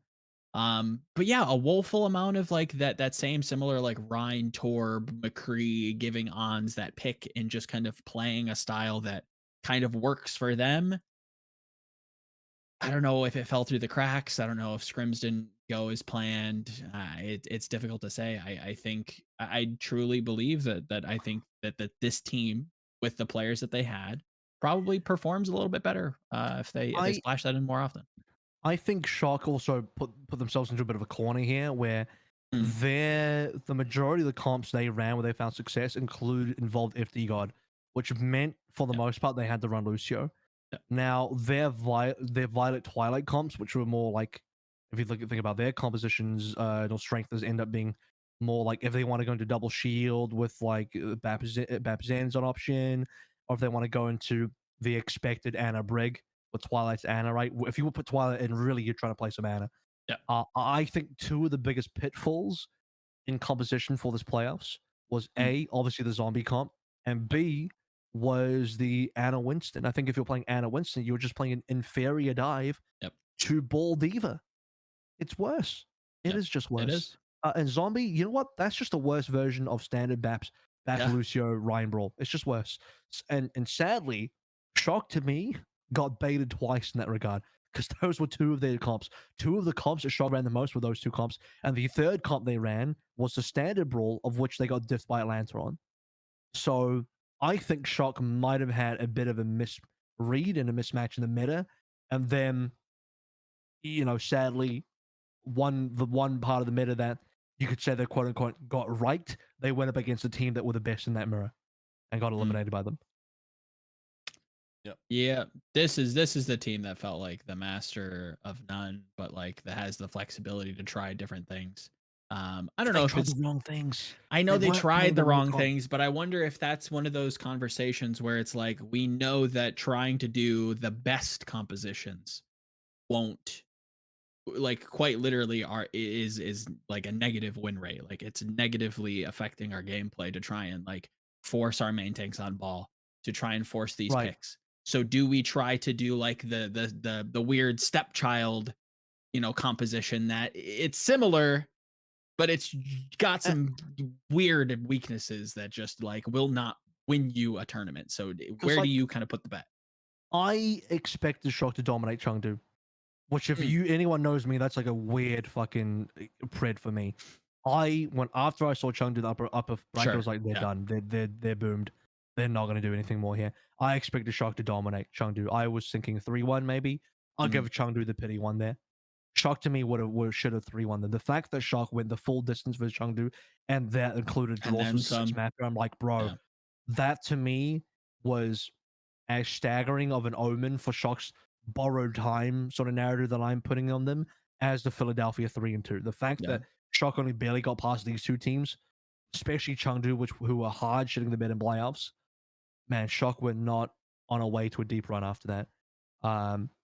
And we already kind of talked a little bit last week about Yiska's. You had the scrimbucks on Shock, but I guess it's just like the culmination of that, or like the lack of that. Maybe I don't know. Yeah.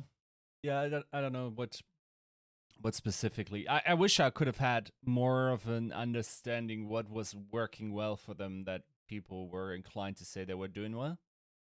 And not just like the conclusions of it all, so to speak. I think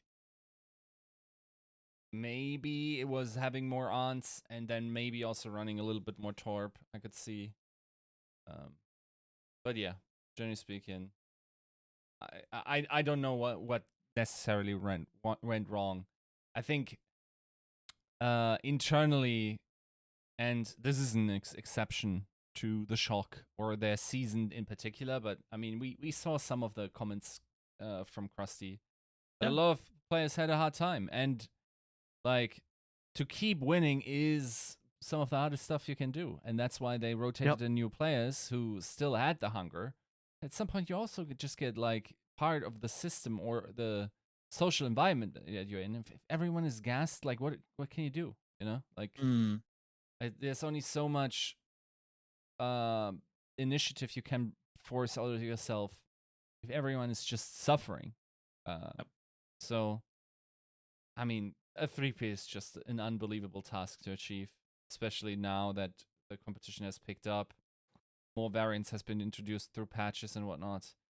I think for that, like, just like the success they had this season, yes, they didn't go to a Y more than for the playoffs, but generally speaking, still ranking high, still winning the majority of their matches. I think that's a respectable result for probably like the things that they lost along the way, both in teammates, in drive. It was the friends we lost along the way. Yeah, sort of like right. So I don't know. I was still entertained by opposite the of Shock friends we throughout the gained. season. For sure. Yeah. Percent. I mean, they go out, I think, about where my expectation was for them, Yes. which is to say, they are technically top 4, but they are the 4th best team of the top 4. Yeah. And the Chengdu win as well, I think, was like the best game Nero played all season, one of the best games. If you look at the Havana again, his Hanzo was nutty. That Hanzo probably gave them the victory required. I remember specifically watching that game. Chengdu Hunters were like a fight away from full holding A. Had they full held A, they would have won that map. And it's another one of those Chengdu Havana strikes again. Havana just ends up being their bogey map twice in a row now. but it's twice in a row when it's like the final map of a map 6-7 banger, whatever it is. And as soon as Shock capped out, I knew it was over. I was just 100% done. So Shock got that win, and then I think unsurprisingly they got up against Atlanta, and Atlanta beat. I think well, unsurprising to me, it was very surprising to a lot of people because they were maybe either still high on Shock copium for the 3P, or they again more likely than not were hard underestimating Atlanta. Yeah. And I believe that culminated in what was I think Atlanta picked Hanamura, and everyone's like, why would you pick Hanamura versus Shock? Or something like that, right? I think it was something like that. Yeah. And then Either that or Kings. I think the big narrative was Kings. No, they didn't. No, well, they didn't pick Atlanta won. Atlanta won agreed. Hanamura, and then Shock picked Kings. Yeah. So it was Atlanta's pick because I think Atlanta were not good on. Maybe Atlanta were not good on Hanamura or something like that. But then they won. They won heavily as well. Yeah. So Shock now, we'll see what happens because FD God posted that he's thinking about retirement. He maybe teased that he would think about coaching as well. He said that he wasn't super pleased about Overwatch 2, but he'll at least maybe hold out and see what happens. I think that's maybe the sentiment a lot of players will have. Violet's thinking about what he'll do in the future as well. Shock had that very tear-jerking goodbye to their tank trio, knowing that in the future, no matter what it looks like, only one of them will be in at a time anyway. So the sort of tank situations a bit rough for the Shock. Well, it's rough for everybody, isn't it? But Yeah. Shock's very distinct 3 tanks that they've had over the course of their careers together. So it is a bit of a sad farewell in a way. And I think Shock performed exactly to expectation in some ways. And that's a good thing. That's overall a good thing that they went to Hawaii. They showed up. They didn't just bottom out. They were a good team. Unfortunately, they're just not one of the best teams. And they weren't the other ones that kind of weren't one of the best teams. I think there were definitely teams that were hard, that definitely played below expectation. We're going to talk about them now. Start with Chengdu Hunters. It was a team we've already teased a little bit here. A team that played very much below expectation. Would that be correct? Oh yeah, without a doubt. I had my reservations. I think those were adequately leveraged. But even then, I don't think that I would have expected this to go this way.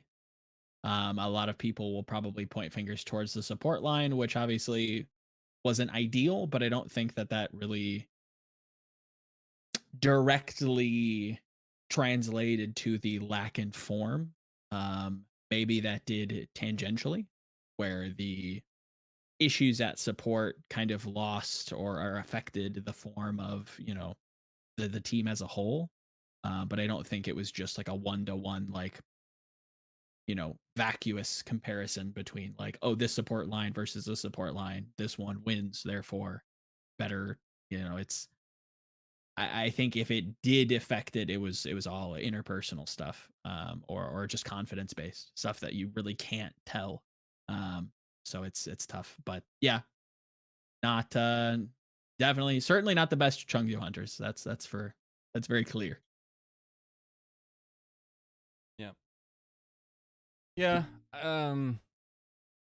I think that it is quite unfortunate that they had a crumbling. Like the thing is, and it's very often that I run into this issue on the podcast, but like I wrote a script basically about playoffs, about a video that's coming out probably on Friday, and yeah, I'm not going to give away the quote, but like it's very hard to maintain a solid form throughout a season. And once again, unfortunately for Chengdu, doesn't look like they have optimized their performance or their form towards the end of the season, and that unfortunately bit them. I don't know if it's burnout or are they? Is this what it looks like if Shanghai or Dallas went full hardcore in Count No Cup and then maybe then the playoffs? Because let's be fair, Chengdu went full hardcore in Count because they had to out of necessity. They needed those points. Gotta lock up second. They got to get those points, otherwise they're not going to get the seed. Yep. And then they lost to Glads, which I'm sure would have been upsetting for them because they were so damn close. It would have been upsetting for either. So I'm sure Glads would have been upset as well. Totally. But damn, dude, was that a rough-looking playoffs all around, where they barely beat Atlanta. To be fair, Atlanta, yes, okay, this is the part where it sounds weird. You still expect Chengdu to beat Atlanta from a matchup perspective, just Mhm. like I expect Atlanta to beat a lot of those NA teams on a matchup perspective. Yep. Atlanta were the better team in the tournament. Chengdu were the worst team in the tournament. But the way certain teams match up, Chengdu have a positive matchup versus Atlanta, and Atlanta have a positive matchup versus the other NA teams. Let's be clear about how that works, first of all, even though I think Atlanta were the better team overall. Mhm. That being said, Chengdu versus Dallas should have been a similar thing. However, Dallas seriously leveled up between Count the Cup and playoffs. Or I should say maybe Summer Showdown and playoffs, because that was when the last time Chengdu played Dallas and it wasn't close. Chengdu destroyed Dallas in this Summer Showdown, and Dallas returned that favor in equal measure with a 3-0. Just slapped Chengdu. You talk about, by the way, the internal issues for Chengdu. Obviously, if you're wondering what we're talking about here, Rui, on the head coach of Chengdu on Weibo, said some stuff about, gave some insight on what was happening internally, about the fact that Yveltal was underperforming in scrims and wasn't taking practice seriously, and he was benched. They gave Nisha the playtime. I'm not too sure what's happening with Monk. Apparently, from Yeah. Nisha's post-match interview, Monk was not performing as well as Farway anyway. So Nisha Farway ended up being their starting lineup for the support line, and Monk and Yveltal both got benched. And for anyone asking, well, why didn't why just play? Could it have been better with Monkey Yveltal? Well, they tried Monkey Yveltal, and that just sucked as well. Right. Yeah. No matter what version of the support line they ran, all four of them did not show up, sadly. Yeah. Which is sad, because Yveltal and Nisha were both equally some of the best main supports in the league that we had at a certain point, especially during Summer Showdown. They were elite. The way Yveltal was countering Lip, like I'd never seen Lip being shut down that hard. And to this day, after that, still never seen Lip being shut down that hard, because he was completely, Lip was playing the freest game of Overwatch I've ever seen in the entire playoffs afterwards. I think Late Young was underwhelming on the Diva. I never had huge expectations for his Diva anyway. No. He was even worse in the Sigma. Let's not even get into it. Gaga and Amon got summarily shut down heavily by all the Sombras, Glister, Doha, you name it. Everybody they played against, even like Pelican and stuff, they were just constantly hacked. And usually that would be for a lot of people like, shouldn't they be used to that? Like, shouldn't that's just part of ball gameplay, right? But it is. But your Sombra needs to be doing similar things, and Jimmy was fucking not. Fearless was having an easy game. Fearless on the ball was just doing whatever, and I was like, bro, where is Jimmy? Is he in the server? Is Jimmy here or not? Like, because it feels like a 5v6, and that's in consideration to both the four supports not showing up, and then you have Leave in that first map doing one of the heaviest deadlifts I've ever seen in my life. Funny thing. Leave gets some of his hardest deadlifts specifically against Dallas Fuel. You'll remember that. I think it was at Control Center. Was that, or it was all over Lee Jung actually? Go if you ever want to see, if you ever doubt MVP's Leave's MVP candidacy and MVP's how much he deserves it. Go back and watch that Dallas versus Chengdu Lee Jung Tao where Chengdu lose. But the only reason Chengdu don't get destroyed is because Leave got something like 66% or above of his team's final blow count. It's just like there was one guy who showed up to make sure that Chengdu had any shot of winning, and it was Leave. And that's why he's the fucking MVP. That's why he's the most valuable player. Remember that. The V part's important for the people that don't know what MVP means. And yeah, it's. I feel fucking sorry for Leave. I bet the rest of it. I felt his team feels sorry for him. That this is the one guy in the entire playoffs who was still playing up to his, like, I would say his usual form, and everyone else shot the bed. Yeah, dude, there were parts. I was rewatching Chengdu, versus what is the last match they played? Oh, God damn it. Shock. Yeah, against Shock, exactly. Dude, Late Young was donating max at the Salvation Army, dude. Like that was unreal at times. Like just out of spawn, then like on a very obvious retreat. Like this man was more outside his mech than inside, and it almost seemed like the more he died, the heavier Leave went. And it's like, come on, man. Like you gotta get off this man's back, bro. Like once. I think, to be fair, Late Young is excused because he did play pretty well throughout the rest of the season. Honestly, this is a performance that I expected him to have when he came in. Everybody played well over the rest of the season. Yeah. And then they just the team minus Z pretty much shat the bed. Yeah. Which happens. It's not something I think every coach and every system around them wants to try and prepare for, but I don't know that you really can. I think certain things kind of boil over. I think valleys are inevitable, and it sucks that it has to be in the playoffs. But again, we look at their track record. It's good. Everything is pretty consistent. Good. Yeah, this is like this adds heavier to his MVP candidacy. Some people take away like, oh, how can it be the MVP? He's losing. Look at him getting rolled. Like, what do you want him to do? This guy's 1v11. Do you forget this was a team game? Do you understand? Does your fucking brain understand? This is 6v6. And if you have 5 feeders on your team, it doesn't matter if you're the best player in the world. You have 5 fucking feeders on your team who are doing fuck all. Not even the best player in the world could carry that shit. Yeah, I know. What narratively this reminds me of is a lot of the initial doubters of Fleta on Flash Lux, where it's like, well, they just give him all the space and they just give him all the resources, so that's his job. He's just doing his job. Of course, if you gave any player, if you gave Tavik that, he would do that too. But he has to share with all the rest of these good players. So it's actually great for Fleta that he's playing in a dog shit team. Obviously, now you have to correct some of those, more colorful language choices when it comes to the Chengdu Hunters, because they're not a dog shit team. Let's get that very clear. But you're starting to hear those same kind of excuses or criticisms come up about Levo. It's just like, well, of course he does that. Well, he's the best player on the team. Like, of course they're going to pass him the ball. Of course they're going to give him all these resources. He's just doing his job. That's not valuable. He's just average, actually. And it's just like, we're watching separate games, guys. Just remember, people put unreasonable expectation on this guy for reasons unknown to me. I don't know why people put such heavy expectation on him. It is bizarre when they don't do that for any other player. Like, none of the other 9 MVP candidates have ever had this level of ridiculous expectation placed on them. It's actually unreasonable. It's an unreasonable level of expectation. Dude, other players have shat the bed at multiple times. Fearless has shat the bed more times than you can fucking count. The guy was fucking beefing hard in multiple tournaments. Don't get me. You just don't get it twisted. And everyone's like, yeah, but this guy deserves MVP. People's like, bro, you clearly do not have the same. You do not have the same metric for MVP. If you believe that and then somehow expect that Leave should win a 1v11, it's just ridiculous. Please use the same metric for every single player, or shut the fuck up, please. I think don't be ridiculous. The big.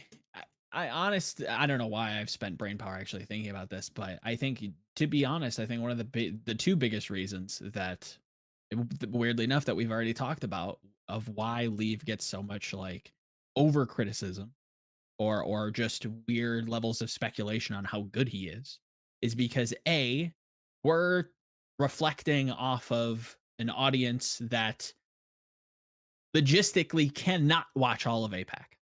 They can't. I'm sorry. When I think of the average Overwatch viewer, and just admit you don't watch APAC, but as we found which out, you should.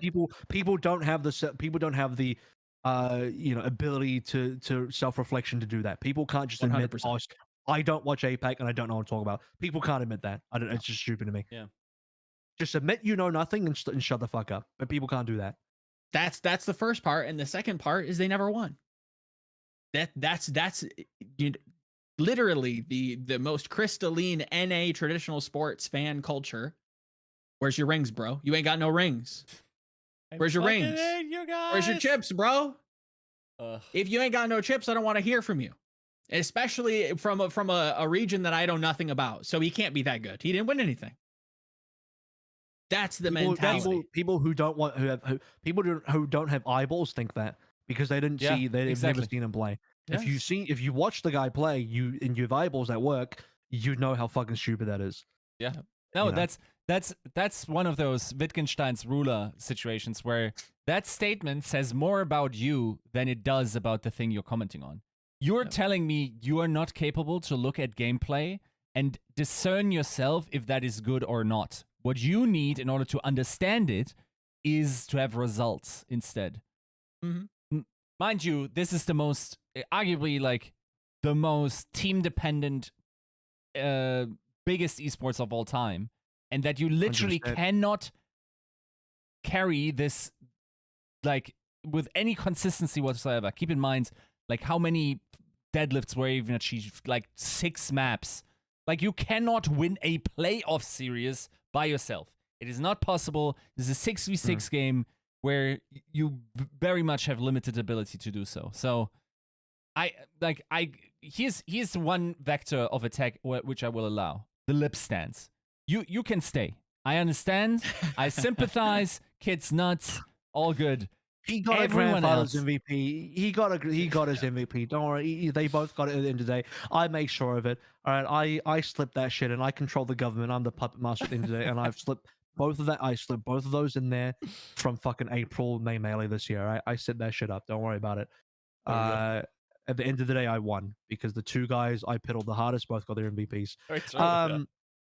It's true. It's true. You know, and you I know got another paid, thing that I got commissioned for that. I got paid handsomely by both players. I got a very reasonable cut from both players from that. You know was another favorite part of this interview with Moon that he recently gave was, you know how he specifically talked about Lip's EMPs being a liability? Yeah. Oh, you know who said that back in the past and who was laughed out of the room, and based on that statement alone was forever like called an idiot in the Overwatch scene, which was Dream, right? Like, if you guys remember about Outlaws coach Houston, Dream, yeah, who said like, I'm sorry, but like he's great in neutral and whatnot, but his EMPs are legitimately a liability. And at that time in the season, that was definitely true, and it's an issue that persists, and his own coach even admits being there. And then every other comment, like it was legitimately the one argument, the deadbeat argument that was brought up against Dream every single time. And it was just legitimately insane. And it kept morphing into things he never said. Like, it started out like with like Lip's Sombra is dog shit. It's never said. It's only about EMPs. Lip is dog shit. That was definitely never said by Dream, dude. He was literally the first guy that found out about Lip being nuts. Like it's, I don't know, this scene, dude. Like information travels completely in vile ways. I think like disinformation and misinformation is the bane of humanity. Is like probably the most is like the worst, like brain viral bullshit that exists in humanity. It's just like people's inability to actually communicate effectively and then to be gullible enough to just accept what the next guy says. People are critical of journalists and be like, oh, he won't reveal his sources. His sources must be just trust me, bro. But you're then willing to believe just some random fucking moron on Reddit. You're just willing to believe a random person now. Well, why don't you ask them for them sources? They don't even have any, but you're not going to ask them. You just take their word for it on face value for some reason. How moronic is that? Like, how stupid do you have to be to do that? Well, I'm white, therefore I don't need to ask for the sources. Yeah, that fits mine now with the. But coming back to, and by the way, the Sombra comment's interesting as well because like historically, Lip has been like the best neutral Sombra, but the absolute worst Sombra for EMPs, and people will still to this day fucking come down hardcore and be like, yeah, but his Sombra in XY tournament was so fucking bad. Like, did you see how bad the Sombra was? You just missed these EMPs. Like, bro, Lip does that every day of the week for breakfast, lunch, and dinner, and no one talks shit about Lip. But you're gonna use one bad map from Leave to discredit his MVP for the rest of his life? Like, how stupid are you? Let's just chalk it up as one bad hero out of a pool of 20 some odd DPS that he can play. This is the biggest problem I always have is like use the same fucking metric. Yeah. If you say that Leave is trash because he does bad EMPs, my guy Lip does those a million times more. Yep. So use the same fucking metric or fuck off, please. Like be consistent for once. Yeah. That same metric disqualifies nearly all the Sombra players this season. There has not everybody has done bad EMPs. Yes. Assassin he is literally the MIP. He is the Fire him. original Get him MIP out of the year. He had one bad performance doesn't mean he's the worst now. No, bro. Some people are unbelievable in how wrong they are. Anyway, so Leave's final comment for the year on Weibo was, "I really did my best." I'm like, my guy, props to you. He really did. He 1v11. He lost. The rest of his team looked awful. And the Chengdu Hunters had a lot of internal issues. Wasn't really pleased with any other play they brought to the table from anyone else. Leaf tried to do it on multiple different heroes. I'm not going to say every single thing he did was great. His Ash was reasonable, but it didn't look carry level. He needed something like an Echo or Trace to truly 1v11 to even attempt a 1v11. It's not reasonable to expect him to 1v11, by the way. He shouldn't have to 1v11, but his team put him in a situation where, once again, it's leave or it's fucking nothing. Yep. And that's the story of the Chengdu Hunters for the end of the year. The best of the Chengdu Hunters will forever be in Summer Showdown and towards, yeah, Countdown Cup as well. You give them that. So if you want to see some good Chengdu Hunters, watch that. If you otherwise, do not look at Chengdu Hunters at all. The playoffs, it was bad. Don't go near it. I'm surprised they didn't get knocked out earlier. Is all I'll say. I'm surprised they even made it. Who did they beat again? They had to beat Atlanta. somebody. Atlanta. Yeah, No, and they barely did that, yeah. and they barely did that. Yeah. So Chengdu Hunters, a little bit disappointing. Another team that they were upset. I don't know that they were disappointing, but they kind of got caught by the circumstances of the bracket a little bit, and sadly they ran into Atlanta Reign on their god tier spree through the lower bracket, and Los Angeles Gladiators ended up being collateral damage. Yeah. A team you kind of wanted to see more of. Yeah. I think AVRL, you mentioned it, earlier in the show, coming in with a lot of momentum, coming in with, for as much credit as we give the dive style and as the school of thought that I think is the best for this playoffs. They were the team that was supposed to do it. They were the team that were going to be the closest from NA to kind of mirror what APAC was doing seemingly all season. But yeah, Atlanta has a word, would like to have a word rather, that their style is very difficult, I think, to work around. And Gladiator showed them a lot of good looks. Again, kind of going into the double, not the double shield, but more the double flex support looks every now and then. But yeah, it was not to be. It was difficult. Not disappointing, but So Glad's, is it fair to say I don't know if this is copium. Is it fair to say that if maybe Chengdu and Glad swap no, they'd still have to run into Atlanta eventually, wouldn't they? It means that maybe Atlanta get one more win before they eventually lose where Shock lost. But to me, Gladiators probably can't make a deep run. I also think Gladiators are probably the only reasonable shot at beating Atlanta in the lower bracket. Not just because they literally were the only team to go 2-3 and make it look close, but they were the only other team that could do what Chengdu and Shanghai could do to some level, which is play a good dive. And I think that's going to be Atlanta's biggest weakness. And it showed it was Atlanta's biggest weakness because it was the only match in the lower bracket that was even immeasurable. But I will say now, part of me was thinking, could Gladiators have done better with a better bracket? No, because they would have still lost to Shanghai, and they still, in the lower bracket at some stage, need to beat the Atlanta Reign. It has to happen. Whether that's early or late, they got to beat the Atlanta Reign in the lower bracket. And could they have done it?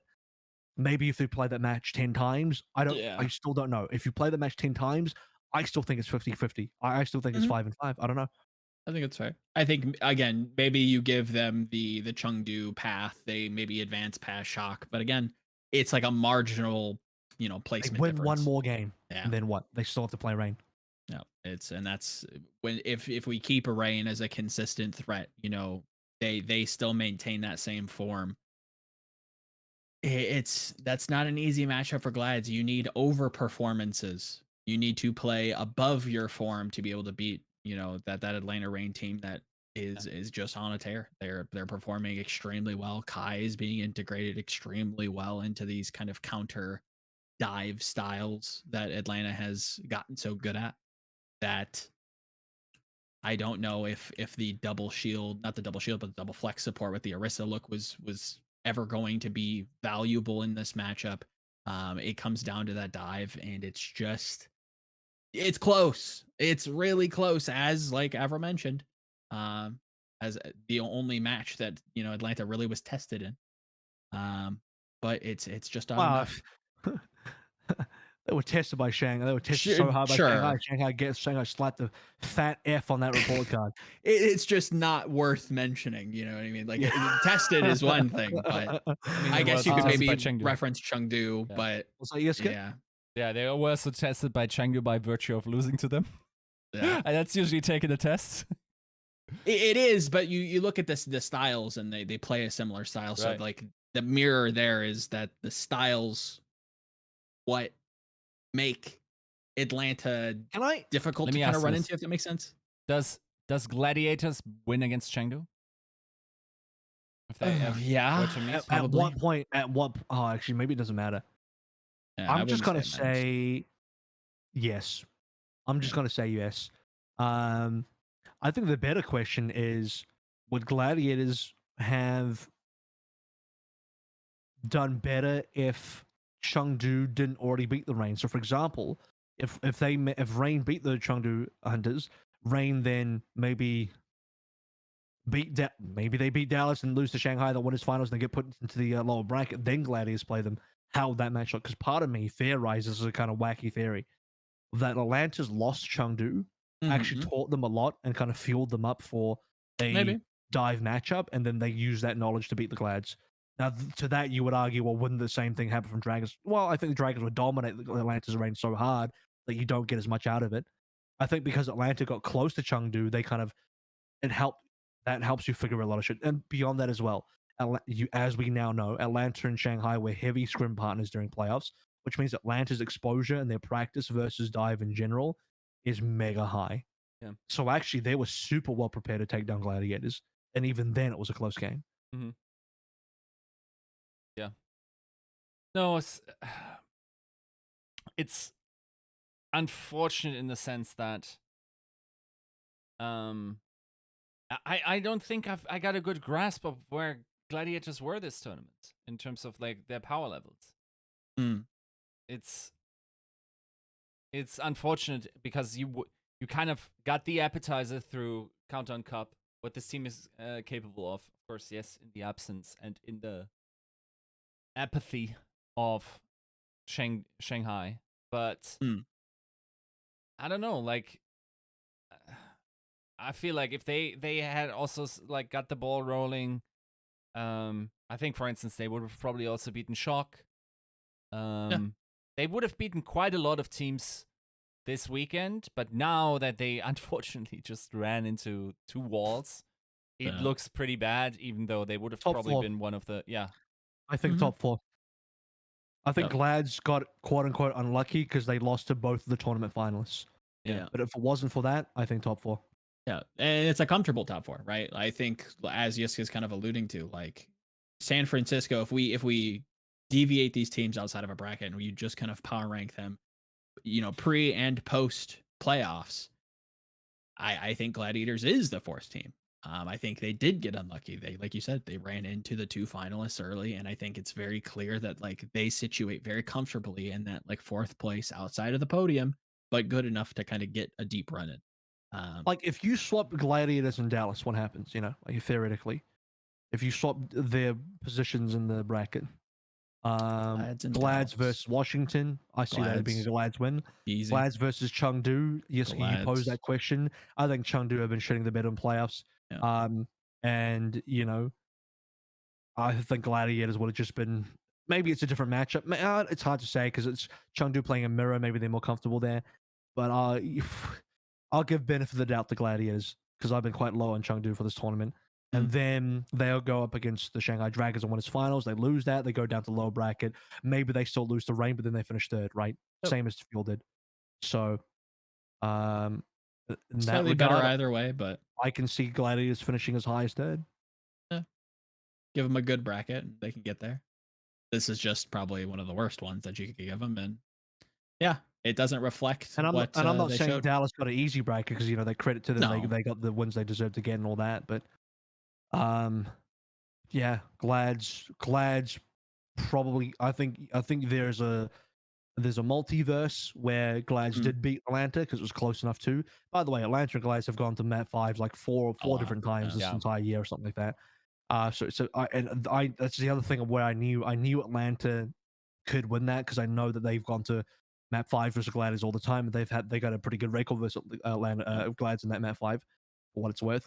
Everyone remembers the Nepal where Kevster went far. That will always be one that haunts the Gladiators. I'm sure this one haunts them a little bit more, but yeah, there's a world where Gladiators actually do win this, and if they do, what happens? Do they beat the Shock? I probably think they do. Do they beat Dallas? There's a likelihood, and if they Maybe. beat Dallas, they actually go to the grand finals. Yep. It's definitely possible.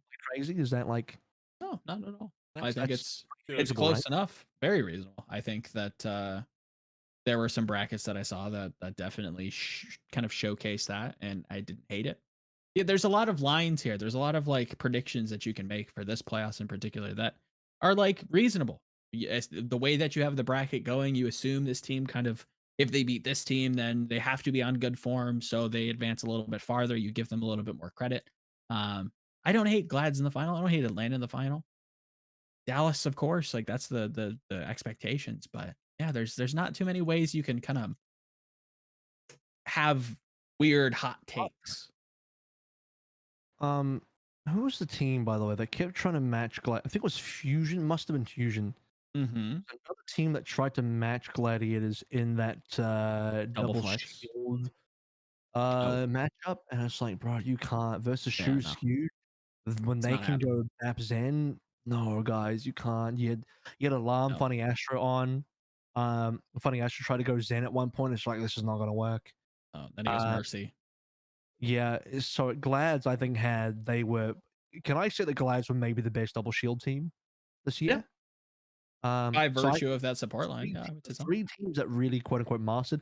The only caveat I'll have is I think Atlanta also played a really well a double shield. That Mm, was also one of their looks. So I don't know if I want to say Gladiators mastered it, but I think they were the best. I won't go as far to say they were the master of it, but they were the best. So Shanghai were the clear best dive team, Atlanta were the best brawl team, and Glads were the best double shield team.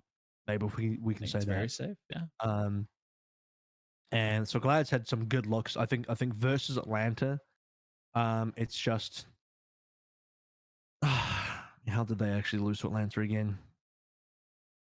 Trying to think back on it, if it was a comp thing or not, but it because I mean, didn't feel like it. LA ran their typical dives. Yeah, they ran their Yeah. normal dive compositions, and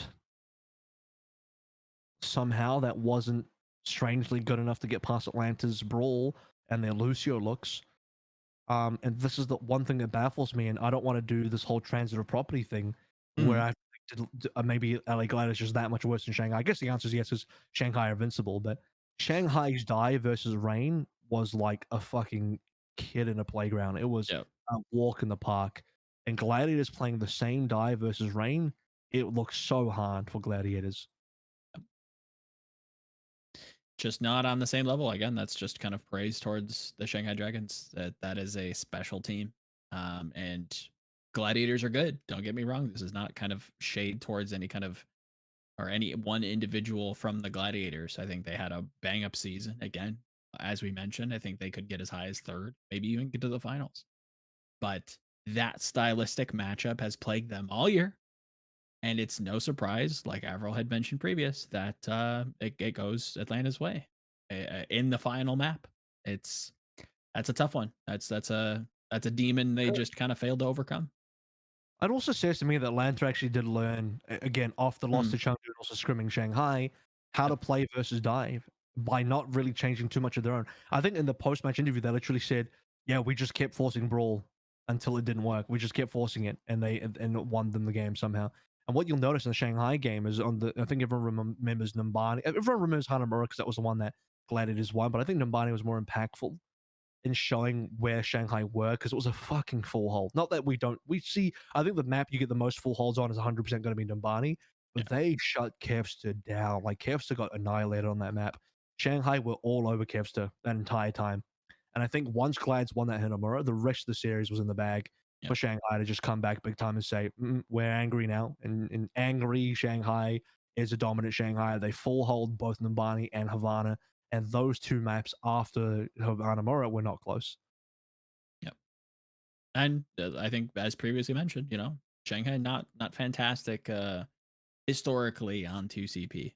I think they give some Yeah. interesting looks and they have some odd strategies to kind of um, make up for the fact that they're a little weaker on there. Obviously, Moon coming out and also kind of agreeing with community sentiment. That's like, look, yeah, it's done and dusted now. So yeah, I think I can say that 2CP probably our weaker matchup of the multiple, but And Hanamura their weakest yeah. map. Oh. And people were incorrectly saying like this was an okay map for Dragons. Is not. I remember, I think I said this last week. So Yeah, you I did. remember specifically saying on a cast while casting Shanghai Dragons, this is not. Then they lost Hanamura badly to another APAC team. It was like this is not a good map for Shanghai Dragons. If you're an NA team and you're watching, then you probably want to pick this map versus them. And then straight away in the next tournament they did. I'm not saying they listened to my cast, but like if you just watch the game, you know what I'm talking about. Mhm. They So have I that was specific surprised. A setup, and if that fails, it's a wrap. You win. Yeah, which is why when you go back to Shanghai versus Atlanta, where it's just like, well, Atlanta basically got all the good maps outside of Ilios. They got Hanamura, Kingsra, Havana, the three Yep. ideal maps for them after Ilios, and they lost all of them. So it's not like Shanghai got an easy run in terms of the map pool. Atlanta got all the maps they could. But yeah, Gladiators were a team that I had high hopes for. That I think had a high potential for a top four. Any final thoughts on Glad, Yiska? Nah, yeah, again, like they just ran into two walls, like two finalists. So what can you necessarily do? Of course, you can beat them, and but otherwise, yeah, I don't know. I kind of feel bad for this season, to be honest. Yeah. Disregard the, and I'm speaking to the NA sports fans here. Disregard your initial knee-jerk reaction to go, if they're not first, they're last. Where's your chips, bro? This is a team that did not reflect what they were capable of due to circumstances outside of their control. This is a great team that had an impressive season in the face of a lot of adversity coming in, not having Kevster initially, bringing him in, facing a lot of expectational woes, if that makes sense. Holding this is a team that is held to a very high regard but never really kind of makes it. I think this is the season where they made it. And Don't let this playoff performance kind of stand in the way of that. they also had no identity early on. They didn't. Yeah. Are we playing skewed? Are we playing moth? What's our comp? Are we doing brawl? Are we doing dive? What? They had no identity. They didn't figure that shit out until later on when they did realize, hang on a minute, shoe skewed is pretty strong. Let's just keep doing this. Yep. And yeah, people would probably discount Glad as being like, well, they should have beaten Atlanta and Shanghai. Then we're like, well, actually, they could have beaten Atlanta. It was that close. They probably could have beaten Atlanta, and if they did, we'd be living in an alternate reality where maybe Gladiators come fourth, third, who knows. But that'll be done. That'll be done for Atlanta now, and hope to see them do well in the future. Moving on, we kind of teased a little bit, but Philadelphia had a pretty close game versus Shock, and not so close game versus Philadelphia versus Glads, actually, where I did mention one of their matchups was they went for the double shield mirror, and you are just not going to beat Shu and Skewed on that back line when you are not running your own double flex support. Nothing against Funny Astro, he's a great main support, but you cannot put this guy on a Zen. And another map, I think another fight, they had Funny Astro start on a BAP, an alarm goes in, which makes more sense because Funny Astro probably is better on the BAP, but still, you're going up against probably the best double shield team in the game, and it's not going to go well for you. So Philadelphia struggled on day one, and that struggle did not end for them. They did better on day two, but yeah. Yeah, this is I'm happy that we got to see a little bit of Rascal for my own selfish pleasure. Seeing Birdring and Rascal meeting in the end of Overwatch 1, much like they started to form the initial narratives at the beginning of Overwatch 1. So I thought that was, nice and kind of quaint. Yeah, Philly's a weird team. They do weird things. The May was a choice. I thought it was kind of creative and interesting, but it also draws Rascal into the pool, which means you really can't do much else but play May. The Genji was pretty dismal. It surprisingly enough took the shock deeper than I kind of gave them credit for. I didn't think they were the worst team, and I think in hindsight, well, I won't speak for you guys. Would you say that the bottom two were kind of situated like in your mind that way, where like Justice is very clearly the worst, and Philly just maybe a little bit step above, but like not too far off? Yeah. Well, yeah, Philly had a close game versus Shock, I guess. Washington being dominated by Atlanta is not a surprise. They got No. one map versus Dallas, which is actually not bad, but yeah, well, Philly did better. I don't know if I want to just be forehead and say that Philly did better in the overall playoffs. You give it to them. Matchup wise, it would have been interesting just because it's a very different game. Washington still are just a different type of team. Oh, for sure. I don't know. I think the Shock game gives, when you look at Philly's opportunities, they had somewhat of an okay matchup versus Shock. It's like almost strange to me where is it because Philly's dive was because Philly showed some reasonable dive. They played some of the Sombra Tracer stuff. Had some okay Actually, performances, Carpe showed it big. I think the one biggest takeaway for me from the Fusion game was that Carpe actually came up in this matchup, and Carpe is one of the more criticized players in the league because Yep. Joe, you talk a lot about this NA Andy, like, where's your chips, bro? That's always the argument versus Carpe. At the end of the day, it's like, well, he's got 0 chips. He's been around since day one. He's No, quote they'll unquote constantly washed or remind you overhyped. that World Cup is equivalent to a championship. So don't worry about that. Oof. Well, the people defending another Carpe will say that, tilt, and the people trying to tear down Carpe will claim the opposite. Yeah, of course. But to be fair, I think Carpe might have been one of the better players, if not the best player in the lobby for Yeah, Fusion that day. Yeah, for sure. For sure. What you want from your alleged MVP type of play or your franchise player. franchise player with Your captain, your star player, whatever you want to call him. yeah. He is both, probably. Yeah, no. And I think it was important also for Cape's legacy to show that in this playoff run, because if he just unceremoniously walks into the night, doesn't look too good, dude. Like, to your credit there, to that point, like, I think this is a bookmark that Philly fans are going to have to remind people of, when we talk about the history of this franchise, and maybe even Carpe's history, saying like, oh, well, they should have got rid of Carpe. It's like time and time again, this kid kind of comes back and actually does prove that he deserves a spot in this league, for sure. Amongst some of the best teams. I mean, Yeah, he has valleys, of course. That's like, you can't argue that. But I think there's going to be a lot forgotten in the dust of time, if you will, when you look at this match in particular. I think this is a great example to kind of throw and wag in people's faces of what Carpe can do. Is that what he brings all the time? No, for whatever reason. That I can't speculate on. But what I do see is that his Tracer leading into the playoffs was pretty not good. Let's just not mince words. And this was a fantastic performance by him. You call it what you want, but it's still there. You can still kind of count on him in certain situations. I don't know why it's inconsistent, but that's where the argument needs to be. The inconsistency, not necessarily that he's just flat out bad. It's such a weird team because there will forever be the team that should be good, but was for whatever reason just a little bit average. Like all the pieces on paper, it's really preaching to the choir with this comment, but it's just like, they played reasonably well. They all played just reasonably well. And this is one of those games where maybe Fusion could have actually beaten the Shock, but I mean, what's funny about Fusion in this matchup is it is the most quintessentially Fusion thing to give their fans hope by taking it to a map 5 and then just losing that map 5. Yeah. I even remember watching this and co-streaming this game and be like, wouldn't it be funny if Fusion won this, but then just like hard choked map 5, and that's just like the the most traditional Fusion experience thing possible. Yeah. But they weren't fucking around with their rosters this time around. I had a lot of critical things to say about their day 1 performance. I already went over that in the last week's episode. And then day 2, they played pretty much only Carpe Eco. They had a little bit of Shockwave in there. I don't believe they played Rascal again. And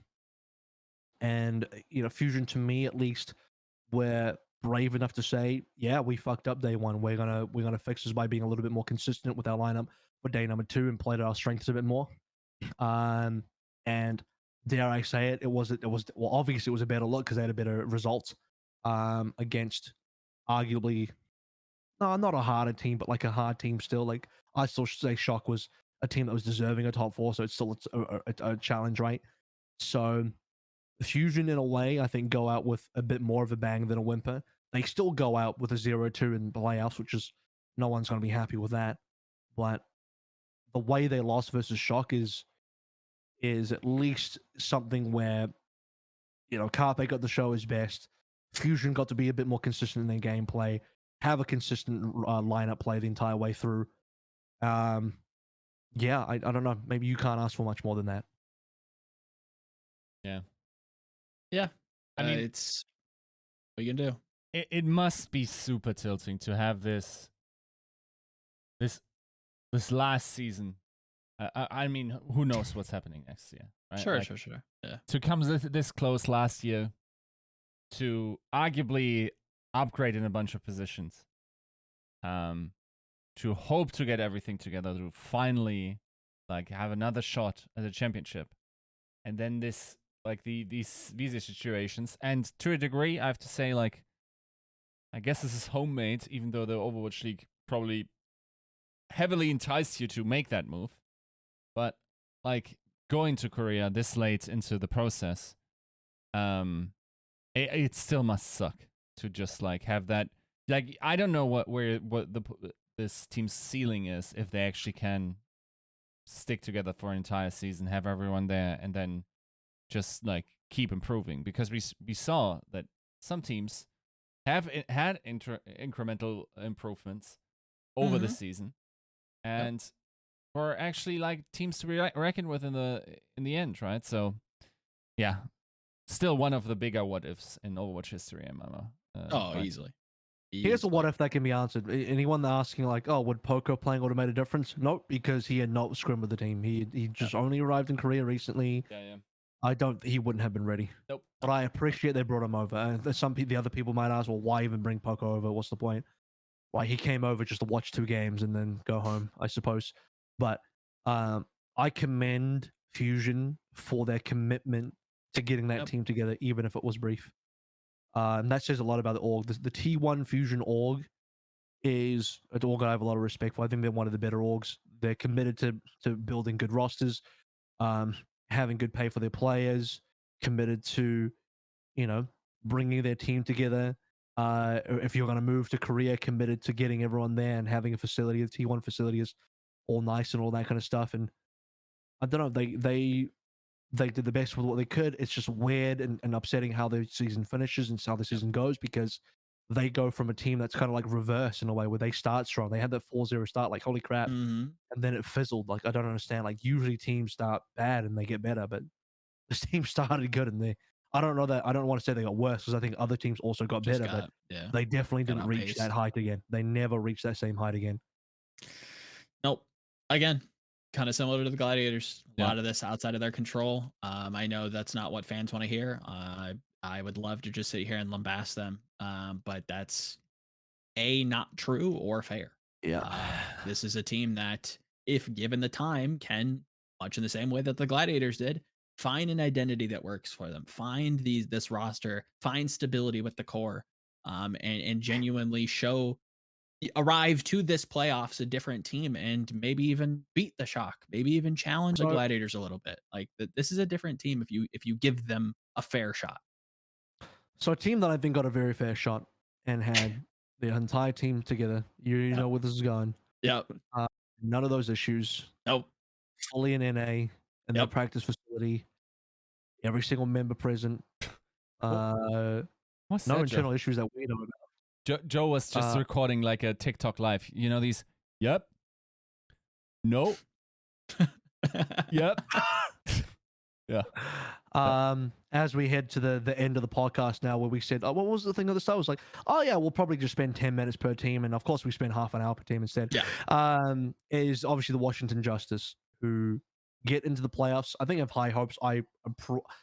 I'll be honest. I have a good relationship with the Justice. And I applaud the effort they put into the team. Sure. They're serious about the team. They want to improve. They want to get good results. But for whatever reason, that slipped. They had a similar 4-0 start. Maybe got exposed in the play-ins. Couldn't quite make Hawaii. Never made Hawaii for the rest of the year until the playoffs. They got to playoffs. And, you know, hoping for the best maybe. And you look at where we ended up. Okay, one win on Lijiang versus Dallas. They lose the other maps. I think they got kind of owned by the Sparkle Doom here. And Yeah. Washington, to me, ended up being one of the more one-note kind of teams where we're just going to play this, and this is what we're going to play. And I remember reading a comment, was either from Pre or Supreme, or maybe a combination, was that they played what they believed would give them the best chance of winning. And honestly, I can't fault them for that. No, of course not. Did they look one-dimensional? Yes, but did they believe that doing that was going to give them the best chance of winning rather than spreading themselves too thin? Absolutely. And I got to say, look, if that's the way you got to go to have your highest percentage chance of winning, that's the way you got to go. Yeah. Yep. But yeah, they were not flexible, and they were not good enough at the comp they were trying to play, which is a combination of zombie and also just standard brawl. Yeah. True. That did not get them across the line, Yep. because they played against Dallas, who are a better zombie comp, and probably also just a better brawl comp, team. and then Atlanta, who are just a significantly better brawl comp, better brawl team. I don't Yeah, think there was that's- anything salvageable about their season at that point, right? Like, they almost required a wacky playoff pledge in order to come back and make up for the distance they had between themselves and the rest of the league, I think. Yeah. And Like, I agree with maximizing their win percentage towards the end of the season was the right call. Mhm. It just, like, a lot of people might not want to hear this, but a lot of what happened last week was predetermined by how the season went. Like, Atlanta was never going to beat Dallas after they hard committed to their compositions. Sorry, not Dallas, Shanghai. Washington. Yeah, no, Atlanta was never going to beat Shanghai with the strategy that they committed to. It's just never going to happen, right? Like, but they were gonna fucking destroy all the other NA teams. Yes. Just to, as Gator said, farm some salt from the nerds or some shit, whatever it is. Yeah. So I don't know. I think they did the best they could, get the most out of the season. The fact that they even got here is already a minor victory. That's impressive, yeah. For them. I think that they definitely stayed below expectations for the stackness of this roster. But I mean, what can you do? Everyone was like cracked out of their minds this season, so. I mean, yes, everyone was cracked out of their minds. Obviously, you have to beat, a very competitive Houston Outlaws to even get here, and a difficult match for them, to be fair. And it's not the decision of the compositions; it's not the strategy. That's all commendable, and I think I wouldn't fault anybody for doing that. I think for me, it's kind of what AVRL's preamble summarizes is the lead up to here. When you kind of look and you peek through your hands and you look at this roster, you're like, oh, the team looks pretty okay. Well, let's look at their record. And it's not even remotely close to what we assumed was going to be the possibility. The fact that the Philadelphia Fusion and the Washington Justice kind of end with similar placements is not good. I'm sorry. When you have a team that is ravaged by visa issues and a team that, let's just argue from Did not get ravaged by visa issues. No, and maybe even we can argue placements here and there and punching power individually, but on paper, kind of a comparable roster did not show up at all throughout this season. I don't know why. I won't speculate as to why, but that's not good. I'm sorry. It's just not. I don't fault any of the decision. I would love. You're gonna have to speculate why now. This team never felt like a team. If you want me to speculate, this team never felt cohesive ever. It's so strange because I can't remember who I had this conversation with, but Mag, I don't want to say that he's a ruined player, but it's just like the guy to me was a stronger preseason candidate for Rookie of the Year in terms of like where they were contenders, how good they were contenders than Pelican easily. Because Mag was like the fearless of contenders in terms of how hard of a carry he was on a main tank, and in regards to like how hard you could. Main tank is not a carry role for at all, by the way. So if you can do anything to make main tank look like a carry role, you're pretty much a god. And Fearless and Mag were doing that in their respective dominations of both Fearless doing that in the Overwatch League and Mag doing that in Contenders. Before anyone says something stupid like, oh, Contenders lol, Just remember that top contenders teams like Mag was on are very Yeah. comparable to the Overwatch League teams. So Yes. again, don't say anything stupid like that. So yeah, and then Decay again. Decay, I don't know what happened to Decay because the playoffs Decay never happened. I don't think the meta was really fit for that. It's No. not like you're gonna see Decay come out on Azaria, pocketing a hog. It's just not gonna happen here. Yeah. So you didn't have this miracle Washington playoffs run like they did last year. There was no patch for that to happen. Decay played what again? He played Sim, Kree. Sim, Reaper, Is that it? Kree, Reaper. something So he like played that. like Yeah. 3 picks. To be, I think he was more. If anything, he was more of a meta slave because Washington were very keen to only play those 2 comps. Again, I'm not going to fault them for that because that's what they believe that gave them the best chances of winning. If anything, that they did other things, maybe they would have looked worse. Yep. But the K was definitely not put in a great position to be the Decary. And I also don't think the 1v11 approach is the smart way to play the game anyway. I mean, fuck it. Chengdu can only go so far doing that themselves. And if you want to, the thing is, like, Justice were like a good dive team at the start of the year. Remember, they played dive and they played dive preseason because they scrimmed Korea. Their whole team was in Korea in the whole preseason. They were hard scrimming Korea. They were getting good at dive, and the Decary Tracer was going to be the thing.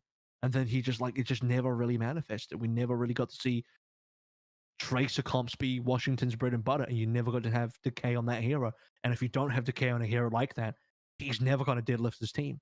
Yeah. But that's also like it's not a catch-22, but it's another thing. It's like, do you really want Decay to be? On one hand, you do want Decay to be a 1v11 player, but do you really want to be a 1v11 team? Because that says a lot about your team. Yep. And it's I don't think it's any one person's fault. I think that the draft of the team was good. I think this team had a lot of expectations, rightfully so. When you look at Mag, like AVRL said, he was putting up numbers that was, impressive.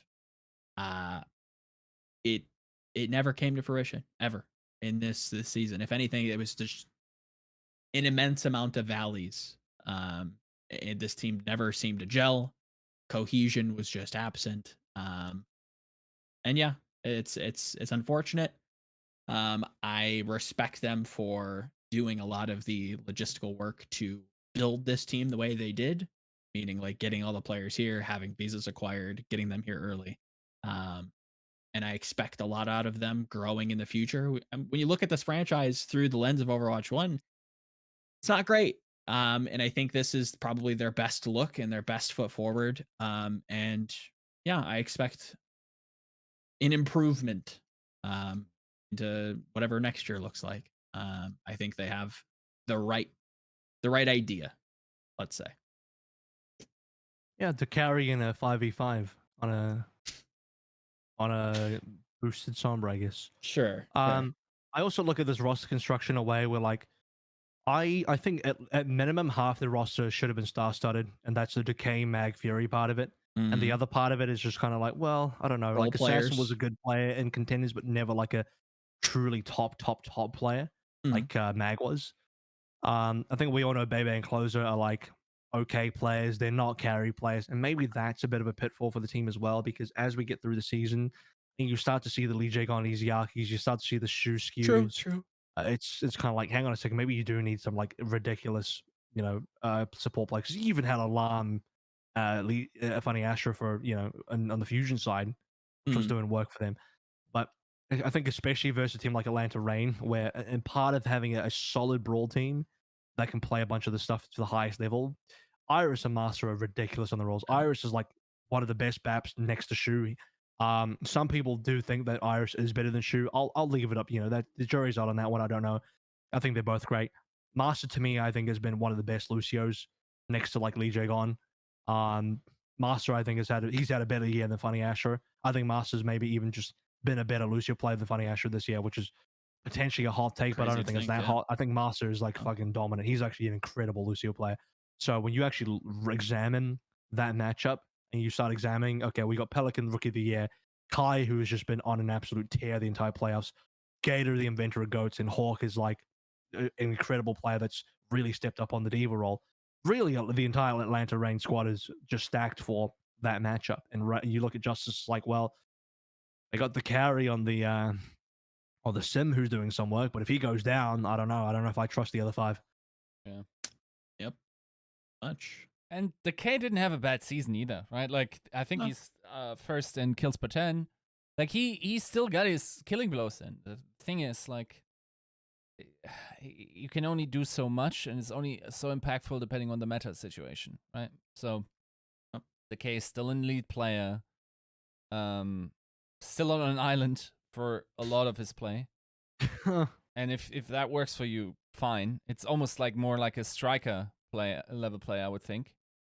Who, Decay? Yeah, I did it on more heroes though, to be fair. Like, he generally is pretty good on 5 heroes you can give him each season, and you will probably play them to an elite to great level. So yeah, I don't know. It is a little disappointing because, of course, I thought they were going to be like 3rd in NA, like one of the most impressive teams. It's also like the question is how well does a roster like or players like this transition into Overwatch 2? I would think, like, for instance, Mag is probably one of the main tanks that will probably transition one of the best in terms of the main tank If role he can into turn tank. it around, Yeah. he's been one of my biggest disappointments this season. He's got to turn it around for that to happen. It's a gut Dude, punch. This it season. is. It's absolutely nuts that Muse had a way better season than Mag, right? Isn't that crazy? Well, Mag was like, in my opinion, considered to be much better than Muse and Contenders. Yes, 100%. for sure. And that's why it makes it so nuts. How It's a team thing. Maybe Gladiators was just with a better team in terms of the overall everything about the team. You can say coaching, environment, environment in other ways where, like, practice culture. I don't know, anything. It could be a bunch of different things. I don't know how I don't want to say ruining a player is like quite heavy-handed. It kind of does feel like Mag got ruined though. That's what I always go back to, because he was so good in Contenders. Yeah. To the point where he anybody that can 1v11 on a main tank is fucked up. Like, that's you got to be you have to be a prodigy to do that. And he was a prodigy. Like, just pure mechanics you cannot doubt. And how did Fury go from being like a top off tank player to just being, can I say he was somewhat invisible? Oh yeah, Justice the most mid. Was like, dude, Fury was so average. Like, how did Fury go from top to average? I don't understand. Yeah. I mean, the rest I can understand. Is like, I don't think Baby and Close were ever hyped up. Assassin, not really hyped up. Decay is pretty hyped up. Would you say Decay got ruined? I don't know. Like, Decay still showed up, like you said, Yiska. So I don't know.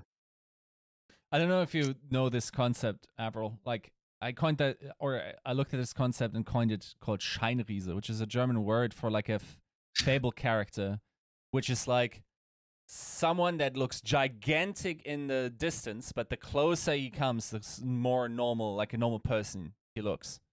And that's sort of like the concept of the Contenders players is absolutely nuts, but once he gets to Overwatch League, it just looks average, like the average person. Like, who are you would be an example of that, right? Like, nuts throughout Apex, pretty good throughout Fusion Uni, comes to Overwatch League, pretty much shits the bed for most of the time. And then now... Was he used, though? Who he was barely used by NYXL. Yeah, but also for good reason, right? Like, I guess. And then... I mean, Flower will like forever be the prime example, right? Flower, and now Mag is also, like, unless he can turn it around, unfortunately, he's one of those guys. And there's not too many of them, but Mag is definitely one of the top 3. I think it feels like 50-50, isn't it? Because then you get guys like Pelican who are like good in Contenders and even better in Overwatch League. So like Muse, who was good in Contenders and even better in Overwatch League. So you never know. Sometimes it is a dice roll. Yeah, I think it's a dice roll. I think that certain fits for certain teams just don't mesh. I think who the fuck was skewed in Contenders? Who the fuck was Lib, bro? I casted every game skewed played at 0 points. Would I have said this guy was going to be a top player? And you're right. Who the fuck was Lip in Contenders at 0 points? To be fair, I didn't cast or watch him, but no one said anything about Lip in Contenders. No, 0. Not at all. Yeah, not at all. Like, if you take Mag, for instance, right? Let's hypothetically say you take Mag, you put him in the 2020 postseason. You're like, all right, let's see what my free agency can get. who's a a top paying team who's got maybe some questions at main tank and wants a superstar stud to come into this new game and really just have a crack out season. I don't hate the Philadelphia Fusion. I don't know if Mag is a superstar. I think I would not hold this season against him, and I know that is completely irrational. I'd be holding his gameplay in trials and Overwatch 2 and under a bit of a microscope. Yeah. I just don't know how you could get mechanical. Is it maybe he? I think he got mechanically worse. I'll say it. Fuck it, I'll say it. Yeah. I don't. Like, Yeah. how do you go from being so damn good that you can Sure. hardcore main tank to just not being any of that? You've actually regressed. You've gone backwards. That's the truth. I think that is not. I don't know that that's ever a mechanical thing. I think that has to do with like team culture, interpersonal things that affect a player. This feels a lot like the conversations around, oh, this great player, this all-star player just isn't playing today because their scrims weren't good. Yeah, no, this smells. I don't think you're being honest with us, and I don't know that you can be honest, but that's okay. You can kind of read between the lines. I think this season in general was kind of a read between the lines season with Mag. I would not be shocked if you move him to another roster that integrates him well, and he can kind of return to that form that he showed in Contenders. I believe Mag's on a 2+1, Sure. Yeah. so he's on Washington again, Okay. which I'm okay with. I think you're right, Joe, in the fact that he probably just had an underperformance of a season, and my guy's got to look for a bounce back. But like, I don't know. This looks like another Washington rebuild for next year. I don't know what all the contracts look like, but what was Tuber and Jerry this season? I understand Jerry's he got unlucky because we didn't get into a hit scan meta, so Jerry didn't get much playtime outside of the first tournament. Tuber, I don't know what that was. Was he a Faro specialist? Even when he was signed, it was bizarre. I suppose he was meant to be a projectile, but then again, you got assassin anyway for projectiles. So it's like, all right, I don't know. He ended up being a brig player at one point, but it's like you don't want to be. You don't as much as Skew ended up being good. I still don't think it's healthy to split up your brig and Lucio player if you can help it. I don't have a lot of. I don't think so. The result for Washington is it's a fairly simple conversation, in that they probably played as well as we expected them to. They lost where we expected them to. Yep. If they had beaten anybody, it would have been an upset win anyway. They were here on a bit of a lifeline, and yeah, I mean, look, they were eventually going to sink. It was just going to be a matter of when, and no one really expected them to go too far. Even if you came into this underestimating Atlanta and thinking Atlanta can't be a good team, you probably still expect Atlanta to win this game anyway.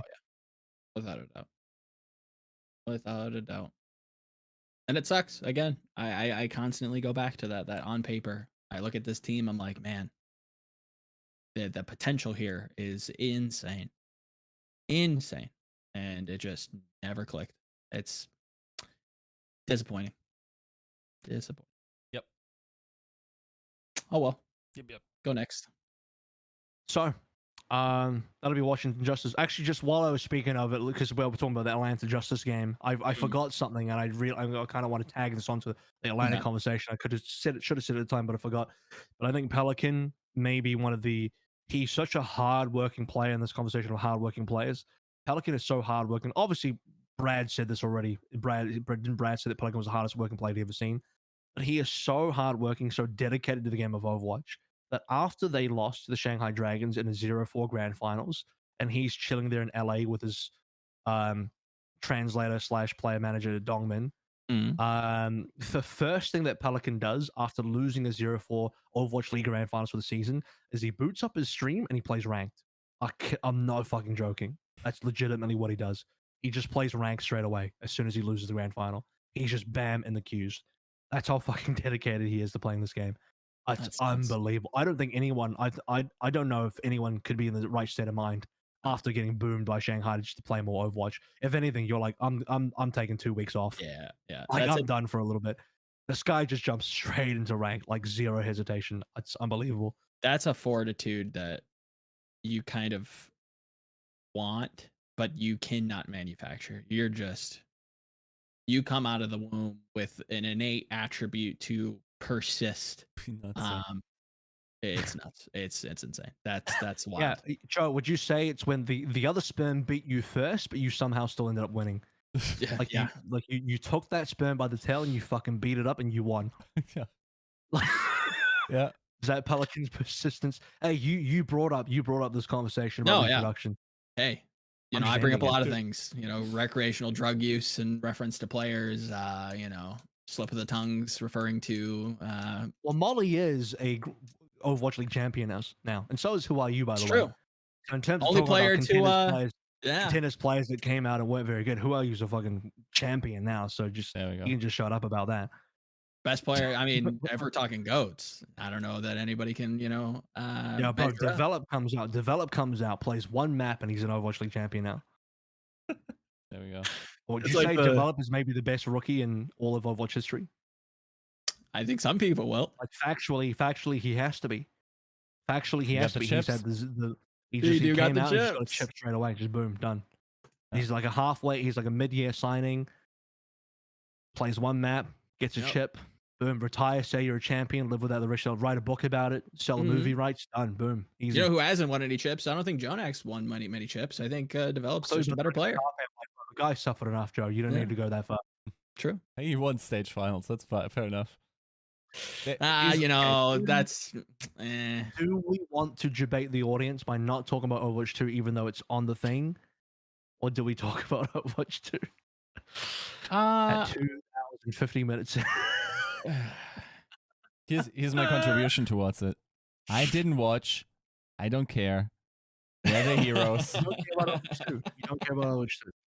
I don't care about Overwatch 2 without the full feature list, especially without all the heroes that will be added. Because everything gets transformed significantly in the context of the new heroes. And until I see those, I couldn't give a shit. Especially about pro player opinions who told me 4 year ago or 3 years ago that Anna was a bad character. Please shut up. I don't care. Two things here, guys. One is that obviously now with the season over, the direction of the podcast will be moving heavily towards discussion about off-season trades, off-season roster moves, obviously, and then direction of the game moving forward, including Overwatch 2 updates, more updates in terms of what's happening next season, stuff like that. So there'll be a lot more time to talk about Overwatch. A couple of brief things. I don't think there's too much. The reason why I say this for last, it's actually not. I'm sorry if you got debated into this. It's not a huge conversation because honestly, if you watch the show match, not a lot got shown. We got the Sombra rework, we got the Bastion rework, and that's about it. I did not see a lot coming through from the show match. I'm not gonna say I liked it or disliked it. Yeah. I just don't think there was a lot there. The real content was lacking heavily in that show match. It was just watch the developer show match again. Like, yes, there were better players playing, but I don't feel like I learned more. I don't feel like I got more out of it in terms of, hey, I discovered so much more about this game. No, I did not. So, Joe, you and I can gloss over the Sombra Bastion rework as the only main thing. We'll talk about it again in the future episodes in terms of what else we'll definitely give looks it the like. space. But I mean, what Sombra had her passive change, pretty big deal. 50% more damage to hack targets. Yep. The actual silence part of the hack, which disables abilities, only lasts for 1 second now. But the overall hack now is lasting for 8 seconds. You can see opponents through walls. The team can also see opponents through walls. The cooldown of the hack is now 3 seconds. And the ultimate EMP applies hack to everybody, but it also deals 40% of an enemy's current HP, so it doesn't instantly delete shields. Overall, I think the changes are positive in the direction of the game where they're trying to remove CC, or at least lessen CC, which is great. And I'd rather see a DPS hero just be a DPS and deal damage. Yeah. I'm okay with these changes. I think this is probably yes, I agree a lot with what was said. This was very much a nothing burger. But I think this single change is probably going to do more for the general player base than I think they realize. I think we talked about it before the show. There's knee-jerk reactions either way. Everybody's, claiming either she's the best hero or she's the worst hero. But I think this is a very healthy change, and I like the direction that they're going with it. Silence is a mechanic in games that I think is interesting in limits, and I don't think that Sombra really gave that all that much. She just kind of either was invisible and never present in like the lower ranks, or just incredibly oppressive in the right hands, even in some of the wrong hands, to be fair.